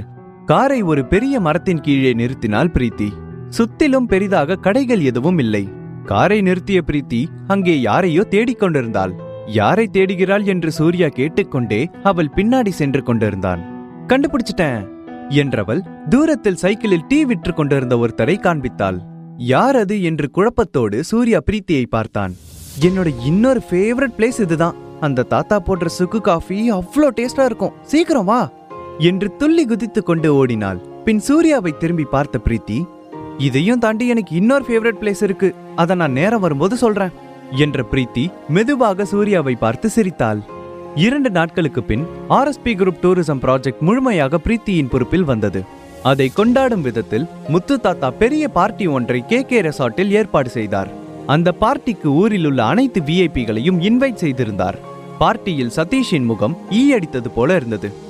அப்பொழுது அங்கிருந்த ஸ்டேஜில் ஏறி நின்ற முத்து தாத்தா மைக்கை பிடித்து பேச அனைவரும் அவர் பக்கம் திரும்பினார்கள். ஹலோ லேடிஸ் அண்ட் ஜென்டில்மேன், இன்னைக்கு இந்த பார்ட்டியோட ஹீரோ என்னோட பேத்தி பிரீத்தி. அவதான் ஆர்எஸ்பி குரூப்போட ப்ராஜெக்டை முழுசா பாத்துக்க போறா என்று அனைவருக்கும் பிரீத்தியை அறிமுகப்படுத்தினார். ஸ்டேஜில் நின்று கொண்டிருந்த பிரீத்தியின் கண்கள் சூர்யாவை தேடியது. அவள் ஸ்டேஜில் பேசும்பொழுது கண்டிப்பாக சூர்யா அவள் முன்னே நிற்க வேண்டும் என்று முன்பே கூறியிருந்தாள். இந்த ப்ராஜெக்டை பொறுப்பேற்றுக் கொண்ட பின் அந்த ஊர் முழுவதும் பிரீத்தி பெரிய அளவில் ஃபேமஸ் ஆகிவிட்டாள். பிரீத்தியின் கண்கள் அவனைதான் தேடுகிறது என்று புரிந்து கொண்ட சூர்யா ஒரு ஓரத்தில் அவள் பார்ப்பதற்கு ஏதுவான இடத்தில் நின்று சைகை காட்டினான். சூர்யாவை பார்த்த பின்புதான் அவளுக்கு மூச்சே வந்தது. ஆர்எஸ்பி குரூப் டூரிசம் ப்ராஜெக்டை பிரீத்தி கையில் எடுத்துக்கொண்ட பின் ஓய்வு எடுக்க கூட நேரமில்லாமல் தன்னுடைய 24 மணி நேரத்தையும் அதற்கே செலவு செய்வது போல ஆகியது. ஆர்எஸ்பி ப்ராஜெக்டை அட்வொகேட் வாசுதேவனும் பார்த்துக் கொள்வதால் சூர்யா கவலை இல்லாமல் இருந்தான். சூர்யா அடிக்கடி அட்வொகேட் வாசுதேவனுக்கு கால் செய்து அங்கு என்ன நடக்கிறது என்ற அப்டேட்டை வாங்கிக் கொள்வான். அப்படி ஒரு நாள், பட்ஜெட் பத்தி ஒரி பண்ணிக்க வேணான்னு சொல்லுங்க, பிரீத்தி சொல்ற மாதிரியே டிசைன் பண்ண சொல்லுங்க. அப்புறம் இன்னொரு விஷயம் கேட்கணும்னு நினைச்சேன் அங்கிள், உங்களுக்கு அந்த கோஸ்ட் சர்வன்ட் பத்தி ஏதாவது அப்டேட் கிடைச்சதா என சூர்யா போனில் அட்வொகேட் வாசுதேவனிடம் கேட்டான். கொஞ்ச நாளாவே அவங்கள பத்தின அப்டேட் இல்ல என்று அவர் சொன்ன பின்பு சூர்யாவின் மனம் நிம்மதியாக இருந்தது. அடுத்த நாள் காலை சூர்யாவின் பெட்ரூமுக்கு அதிகாலையிலேயே ஓடி வந்தாள் பிரீத்தி. அப்பொழுது ஆழ்ந்து தூங்கிக் கொண்டிருந்த சூர்யாவை பார்த்தாள். களைப்பாக தூங்கிக் கொண்டிருப்பவனை எழுப்பலாமா வேண்டாமா என்று யோசித்தாள். அவளையே மறந்து அவன் தூங்கிக் கொண்டிருக்கும் அழகை ரசிக்க ஆரம்பித்தாள். சூர்யாவின் முகம் காந்தம் போல அவளை இழுத்தது. சூர்யாவின் முகத்திற்கு அருகே சென்றவள் லேசாக அவனது தலைமுடியை வருடினாள். அப்பொழுது சூர்யா சட்டென்று கண் விழிக்க அவசரமாக பிரீத்தி பெட்டிலிருந்து எழுந்திருக்க முயற்சித்தாள். தூங்கி எழுந்த சூர்யா பிரீத்தியை பார்த்து பயங்கரமாக கத்த ஆரம்பித்தான். குழப்பமாக தன் கைகளை இடுப்பில் வைத்தபடி சூர்யாவை பார்த்து கொண்டு நின்றிருந்தாள் பிரீத்தி. அப்பொழுது நடுங்கிக் கொண்டே பிரீத்தியின் அருகே வந்த சூர்யா அவள் தோளில் இருந்த ஒரு பல்லியை தட்டிவிட்டான். அதுவரை அமைதியாக இருந்த பிரீத்தி அந்த பல்லியை பார்த்ததும் அவளும் சேர்ந்து கத்த ஆரம்பித்தாள். இருவரும் மாறி மாறி கத்திய அந்த சத்தத்தால் பல்லிக்கு கூட காது கேட்காமல் போயிருக்கும். சூர்யா வேறு ஏதாவது கேட்டு விடுவதற்குள் பிரீத்தி முந்திக் கொள்ள நினைத்தாள். பிரீத்தி என்று சூர்யா பேச ஆரம்பிக்க, நான் ஃபர்ஸ்ட் சொல்லிடுறேன், நீங்க எதுவும் சொல்ல வேணாம், நான் எதுவும் தப்பா நடந்துக்கலாம் வரல என்று பிரீத்தி தன் கண்களை மூடிக்கொண்டு அவசர அவசரமாக பேசத் தொடங்கினாள். என்னோட பெஸ்ட் ஃப்ரெண்ட் ஸ்னேகா இன்னைக்கு இந்தியா வரா, இன்னும் கொஞ்ச நேரத்துல லேண்ட் ஆயிடுவா, சீக்கிரம் வா போலாம் என்று பிரீத்தி வேகமாக அந்த அறையிலிருந்து கிளம்பினாள். ஸ்னேகா என்ற பெயரை கேட்டதும் சூர்யாவுக்கு தூக்கி வாரி போட்டது. இத்தனை வருடத்திற்கு பிறகு இவள் ஏன் இங்கே வருகிறாள் என்று தலையில் கை வைத்து அமர்ந்து கொண்டான். பிரீத்தியுடன் வெளியே செல்வதற்கு எப்பொழுதும் சந்தோஷமாக கிளம்பும் சூர்யா இன்று வேண்டா வெறுப்பாக தயாராகிக் கொண்டிருந்தான். முடிந்த அளவுக்கு நேரத்தை எப்படியாவது கடத்திவிட வேண்டும் என்று சூர்யா நினைத்தான். இப்போ அவங்க இங்க வரலன்னு யார் அழுதா? இத்தனை வருஷம் நிம்மதியா இருந்தேன், மறுபடியுமா என்று சூர்யா கிளம்பிக் கொண்டே புலம்பிக் கொண்டிருப்பதை பிரீத்தி கவனித்தாள். இட்லியில எத்தனை உளுந்து எத்தனை அரிசி போட்டாங்கன்னு எண்ணியாச்சா? சீக்கிரம் சாப்பிடுங்க, ஸ்னேகா பிளைட்ல இருந்து லேண்ட் ஆகிறதுக்குள்ள அங்க போகணும் என்று அவசர அவசரமாக தன்னுடைய ஹேண்ட்பேக்கை எடுத்துக்கொண்டு காரை நோக்கி நடந்தாள். எனக்கு இப்போ பசியே போயிடுச்சு என்ற சூர்யா சாப்பிட்டும் சாப்பிடாமல் பிரீத்தி பின்னால் ஓடினான். ஸ்னேகா பிரீத்தியின் உயிர் தோழி. ஆனால் பிரீத்தியின் குணங்கள் கொஞ்சம் கூட அவளிடமில்லை. சூர்யா பிரீத்தி திருமணத்தை தடுத்து நிறுத்த வனிதா போராடியதை விட ஸ்னேகாதான் 2 மடங்கு போராடினாள். ஸ்னேகாவால் பல வேதனைகளை சூர்யா 3 வருடத்திற்கு முன் அனுபவித்திருக்கிறான். சூர்யாவின் நல்ல நேரம் பிரீத்தியுடன் அவனுக்கு திருமணமான அடுத்த நாளே ஸ்னேகா படிப்பிற்காக ஃபாரின் செல்ல நேர்ந்தது. அவள் ஃபாரின் சென்ற பின்புதான் சூர்யாவிற்கு நிம்மதியாக இருந்தது. இனி அவள் திரும்ப வரவே மாட்டாள் என்று நினைத்துக் கொண்டிருந்த பொழுது இந்த விஷயம் அவனுக்கு தலையில் இடி விழுந்தது போல் இருந்தது. கோயம்புத்தூர் ஏர்போர்ட்டிற்கு சென்ற சூர்யாவும் பிரீத்தியும் அரை மணி நேரம் அரைவல் கேட்டில் ஸ்னேகாவிற்காக நின்றிருந்தனர். அப்பொழுது கையில் ஹேண்ட்பேக், கண்ணில் சன்கிளாசஸ் அணிந்து சூட்கேஸை தள்ளிக்கொண்டே அவர்களை நோக்கி ஸ்னேகா நடந்து வந்தாள். பார்ப்பதற்கே பார்பி டால் போல அழகான தோற்றத்துடன் இருந்தாள். அரைவேல் கேட் கூட்டமாக இருந்தது. இருந்தாலும் அந்த கூட்டத்தில் ஸ்னேகா மட்டும் தனியாக தெரிந்தாள். பிரீத்தியும் ஸ்னேகாவும் ஒன்றாக நடந்து சென்றால் ஊட்டியே இவர்களது அழகில் மயங்கி போய்விடும். டார்லிங், எவ்வளோ நாளாச்சு உன்னை பார்த்து, எப்படி இருக்க? நான் உன்னை ரொம்ப மிஸ் பண்ணேன் என்ற ஸ்னேகா சந்தோஷமாக ஓடி வந்து பிரீத்தியை கட்டிக்கொண்டாள். நானும் உன்னை ரொம்ப மிஸ் பண்ணேன் என பிரீத்தி ஸ்னேகாவை பார்த்து சிரித்தாள். அப்படின்னா அவனை விட்டுட்டு என் கூட ஓடி வந்துடு, நான் உன்னை நல்லா பாத்துக்கிறேன். உண்மையை சொல்லு, உன் ஹஸ்பண்டை விட என்னதானே ரொம்ப மிஸ் பண்ண என்று பிரீத்தியின் இடுப்பை கிள்ளிக்கொண்டே ஸ்னேகா கேட்டாள். ஸ்னேகா பேசுவதற்கு முன் எதையும் யோசிக்க மாட்டாள். அவள் மனதில் வரும் வார்த்தைகளை அப்படியே வெளியே தெளித்து விடுவாள். ஸ்னேகாவின் கேள்விக்கு பிரீத்தி பதில் கூற முடியாமல் திணறிக் கொண்டிருந்தாள். ஆல் ரைட், மூஞ்சிய பாரு, என் கூட ஓடி வர சொல்லி இனிமே கேட்க மாட்டேன், போதுமா என்று சத்தமாக சிரித்துக் கொண்டே ஸ்னேகா பேசினாள். நான் ஊருக்கு போனதுக்கு அப்புறம் பெரிய அளவுல ஃபேமஸ் ஆயிருக்க. நீதான் ஆர்எஸ்பி குரூப் டூரிசம் ப்ராஜெக்ட கவனிக்க போறதா சொன்னாங்க. உன்னை நினைச்சா எனக்கு பெருமையா இருக்கு என்று மறுபடியும் பிரீத்தியை கட்டி கொண்டாள் ஸ்னேகா. இதுக்கெல்லாம் முக்கியமான காரணம் சூர்யா தான். சூர்யா இல்லனா என்னால எதுவுமே செஞ்சிருக்க முடியாது என்று சூர்யாவை கட்டி கொண்டாள் பிரீத்தி. என்ன சூர்யாவா? இது என்ன புது பிராங்கா? மாசம் மாசம் செலவு பண்றதுக்கு உங்க அப்பா கிட்ட தான் கை நீட்டி சம்பளம் வாங்குவான். இவனுக்கும் அந்த ஆர்எஸ்பி குரூப்புக்கு ஏதாவது சம்பந்தம் இருக்குமா? சும்மா காமெடி பண்ணாத என்று ஸ்னேகா சந்தேகமாக கேட்டாள். பின் ஸ்னேகாவை பார்த்த பிரீத்தி, உனக்கு சந்தேகம் இருந்தால் நீயே சூர்யாவிடம் கேள் என்றாள். சூர்யா பேசுவதற்கு வாயை திறக்க அவனை பேச விடாமல் ஸ்னேகா முந்திக் கொண்டாள். சோ இதுதான் சூர்யாவா? நீ சொல்லலனா நான் உன்னோட டிரைவர்னு நினைச்சிருப்பேன். இதை கேட்ட சூர்யா எதையும் பேச முடியவில்லை. வேண்டுமென்றே ஸ்னேகா இதையெல்லாம் செய்கிறாள் என்று புரிந்து கொண்டான். பிரீத்தியும் ஸ்னேகா இவ்வாறு பேசியதின் அர்த்தத்தை புரிந்து கொண்டாள். உடனே, ஸ்னேகா உனக்கு பசிக்குதுன்னு சொன்னதானே, ஃபர்ஸ்ட் போய் சாப்பிடலாம், அப்புறம் மத்த விஷயத்தெல்லாம் பார்க்கலாம் என்று பிரீத்தி ஸ்னேகாவை பார்த்து கூறினாள். சாப்பாடு என்று கூறியவுடன் ஸ்னேகாவின் முகம் முழுக்க மலர்ந்தது. என் செல்ல குட்டி, எனக்கு என்ன வேணும்னு எப்பவுமே கரெக்டா தெரிஞ்சு வச்சிருக்க. ஃபாரின்ல சாப்பிட்டு சாப்பிட்டு நாக்கெல்லாம் செத்து போச்சு. எப்படா நம்ம ஊரு சாப்பாட சாப்பிடலான்னு நினைச்சிட்டு இருந்தேன். கரெக்டா கேட்டுட்ட. வா சீக்கிரம் போலாம் என்று பிரீத்தியின் கையை பிடித்து கொண்டு அங்கிருந்து நடந்தாள் ஸ்னேகா. பின் சூர்யாவை பார்த்து, என்ன மசமசன் அங்கேயே நின்னுட்டு இருக்க? லக்கேஜ் எல்லாம் யார் தூக்கிட்டு வருவா என்று ஸ்டைலாக தன் முடியை பின்னால் தள்ளிவிட்டு அங்கிருந்து வேகமாக நகர்ந்தாள் ஸ்னேகா. சூர்யா அவர்கள் பின்னால் 10 அடி தூரம் தள்ளியே நடந்து வந்தான். சிரித்து பேசிக்கொண்டே வந்த ஸ்னேகா சட்டென்று, பிரீத்தி, உனக்கு சூர்யாவை பிடிக்கலன்னு எனக்கு தெரியும். எவ்வளவு சீக்கிரம் அவனை விட்டுட்டு வரியோ அவ்வளவு சீக்கிரம் உனக்கு நல்லது. நான் ஃபாரின்ல படிக்கும் போது எனக்கு நிறைய ஃப்ரெண்ட்ஸ் இன்ட்ரோ ஆனாங்க. அவங்க எல்லாருமே பெரிய பெரிய பிசினஸ் பேக்ரவுண்ட் வச்சிருக்கவங்க தான். அதுல ஒருத்தவங்களை நான் உனக்கு இன்ட்ரோ பண்றேன். இந்த ஒன்னுத்துக்கும் உதவாத சூர்யாவை விட அவங்க 100 மடங்கு உனக்கு பெஸ்டா இருப்பாங்க என்று பிரீத்தியின் கையை பிடித்துக் கொண்டு ஸ்னேகா பேசினாள். சட்டென்று அவள் கையை விலக்கிவிட்ட பிரீத்தி, என்ன நடந்தாலும் நான் சூர்யாவை விட்டு போறதா இல்ல என்று கூறிவிட்டு வேகமாக நடந்தாள். பிரீத்தி என்னதான் கூறினாலும் ஸ்னேகா அவளை விடுவதாக இல்லை. ஸ்னேகா ப்ளீஸ், போது நிறுத்து. உன்னை பொறுத்த வரைக்கும் சூர்யா ஒன்னத்துக்கும் உதவாதவன். ஆனா சூர்யா இல்லனா இந்த நிலைமைக்கு நான் வந்திருக்கவே முடியாது. இனிமே இத பத்தி பேசுறத விட்டுரு என்று பிரீத்தி ஆவேசமாக பேசினாள். பிரீத்தி இவ்வளவு உணர்ச்சி வசப்பட்டு பேசியதை அவள் பார்த்ததே இல்லை. அதனால் தான் பேச வந்த அடுத்த வார்த்தையை அப்படியே முழுங்கினாள். ஏர்போர்ட்டை விட்டு வெளியே வந்த மூவரும் காரில் ஏறி அமர்ந்தனர். அப்பொழுது டிரைவர் சீட்டில் அமர்ந்திருந்த சூர்யாவை பார்த்தாள் ஸ்னேகா. சூர்யாவும் ஸ்னேகாவை பார்த்தும் பார்க்காதது போல அவனுடைய தலையை திருப்பிக் கொண்டான். வண்டி நேராக கோயம்புத்தூரில் இருக்கும் ஃபேமஸான பரம்பரை ரெஸ்டாரண்டிற்கு முன் வந்து நின்றது. பிரீத்தியும் ஸ்னேகாவும் கையை கோர்த்து கொண்டு முன்னே செல்ல சூர்யா அவர்களை பின்தொடர்ந்து 2 அடி தள்ளியே நடந்து வந்தான். ஹோட்டல் இன்டீரியர் பாரம்பரிய முறைப்படி அழகாக செதுக்கப்பட்டிருந்தது. விலைக்கு ஏற்றாற்போல் அமர்வதற்கான இடம் ஆங்காங்கே தனியாக ஒதுக்கப்பட்டிருந்தது. கிளாஸ் ஏ, கிளாஸ் பி, கிளாஸ் சி என்று 3 வகையான கேபின் பிரிக்கப்பட்டிருந்தது. கிளாஸ் ஏ கேபின் பிரைவேட் கேபின். அங்கே அமர்வதற்கு முன்பே புக் செய்திருக்க வேண்டும். ஸ்னேகா இந்தியா வந்த செய்தி அறிந்ததுமே பிரீத்தி ஏ கிளாஸ் கேபின் அவசரமாக காலையிலேயே புக் செய்திருந்தாள். நல்லா பார்த்து சொல்லுங்க, மார்னிங் 6 o'clock பிரீத்தின்ற பேர்ல புக் ஆகியிருக்கும் என பிரீத்தி கேட்க ரிசப்ஷனில் இருந்தவர்கள் 10 நிமிடத்திற்கு மேல் புக் செய்த ரெஜிஸ்டரை திருப்பி பார்த்து கொண்டே இருந்தார்கள்.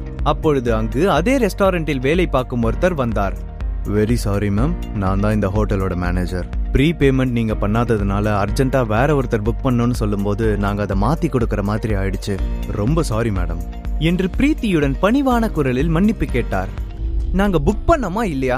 கிளாஸ் ஏ கிடைக்கலனா அடுத்து கிளாஸ் பி மாத்தி தரது உங்களோட பொறுப்பு தானே. அதுவும் இல்லனா எப்படி என்று ஸ்னேகா கத்த அந்த இடத்தில் லேசாக கூட்டம் கூட ஆரம்பித்தது. இப்பொழுதுதான் எந்த பிரச்சனையும் இல்லாமல் நிம்மதியாக போய்கொண்டிருக்கிறது. கோஸ்ட் சர்வெண்டை பற்றியும் எந்த ஒரு தகவலும் இல்லை. இச்சமயத்தில் இப்படி ஒரு கூட்டத்தை கூட்டி தானாகவே வம்பில் மாட்டிக்கொள்ள கூடாது என்று நினைத்த சூர்யா வேறொரு ஹோட்டலுக்கு செல்லலாம் என்று பிரீத்தியை அழைத்து வெளியே செல்ல முயன்றான். அங்கிருந்து பாதி தூரம் சென்ற பிரீத்தியையும் சூர்யாவையும் பார்த்தாள் ஸ்னேகா. அந்த ரெஸ்டாரண்டின் மேனேஜரிடம் சண்டை போடுவதை அப்படியே நிறுத்திவிட்டு வேகமாக அவர்கள் பின்னால் ஓடினாள். அப்பொழுது அவள் எதிரே வந்த ஒருவரை கவனிக்காமல் அவர் நெஞ்சில் முட்டி மோதி நின்றாள். தன் தலையை தேய்த்து கொண்டே தன் முன்னே இருந்த நபரை நிமிர்ந்து பார்த்த ஸ்னேகாவுக்கு சந்தோஷமாக இருந்தது.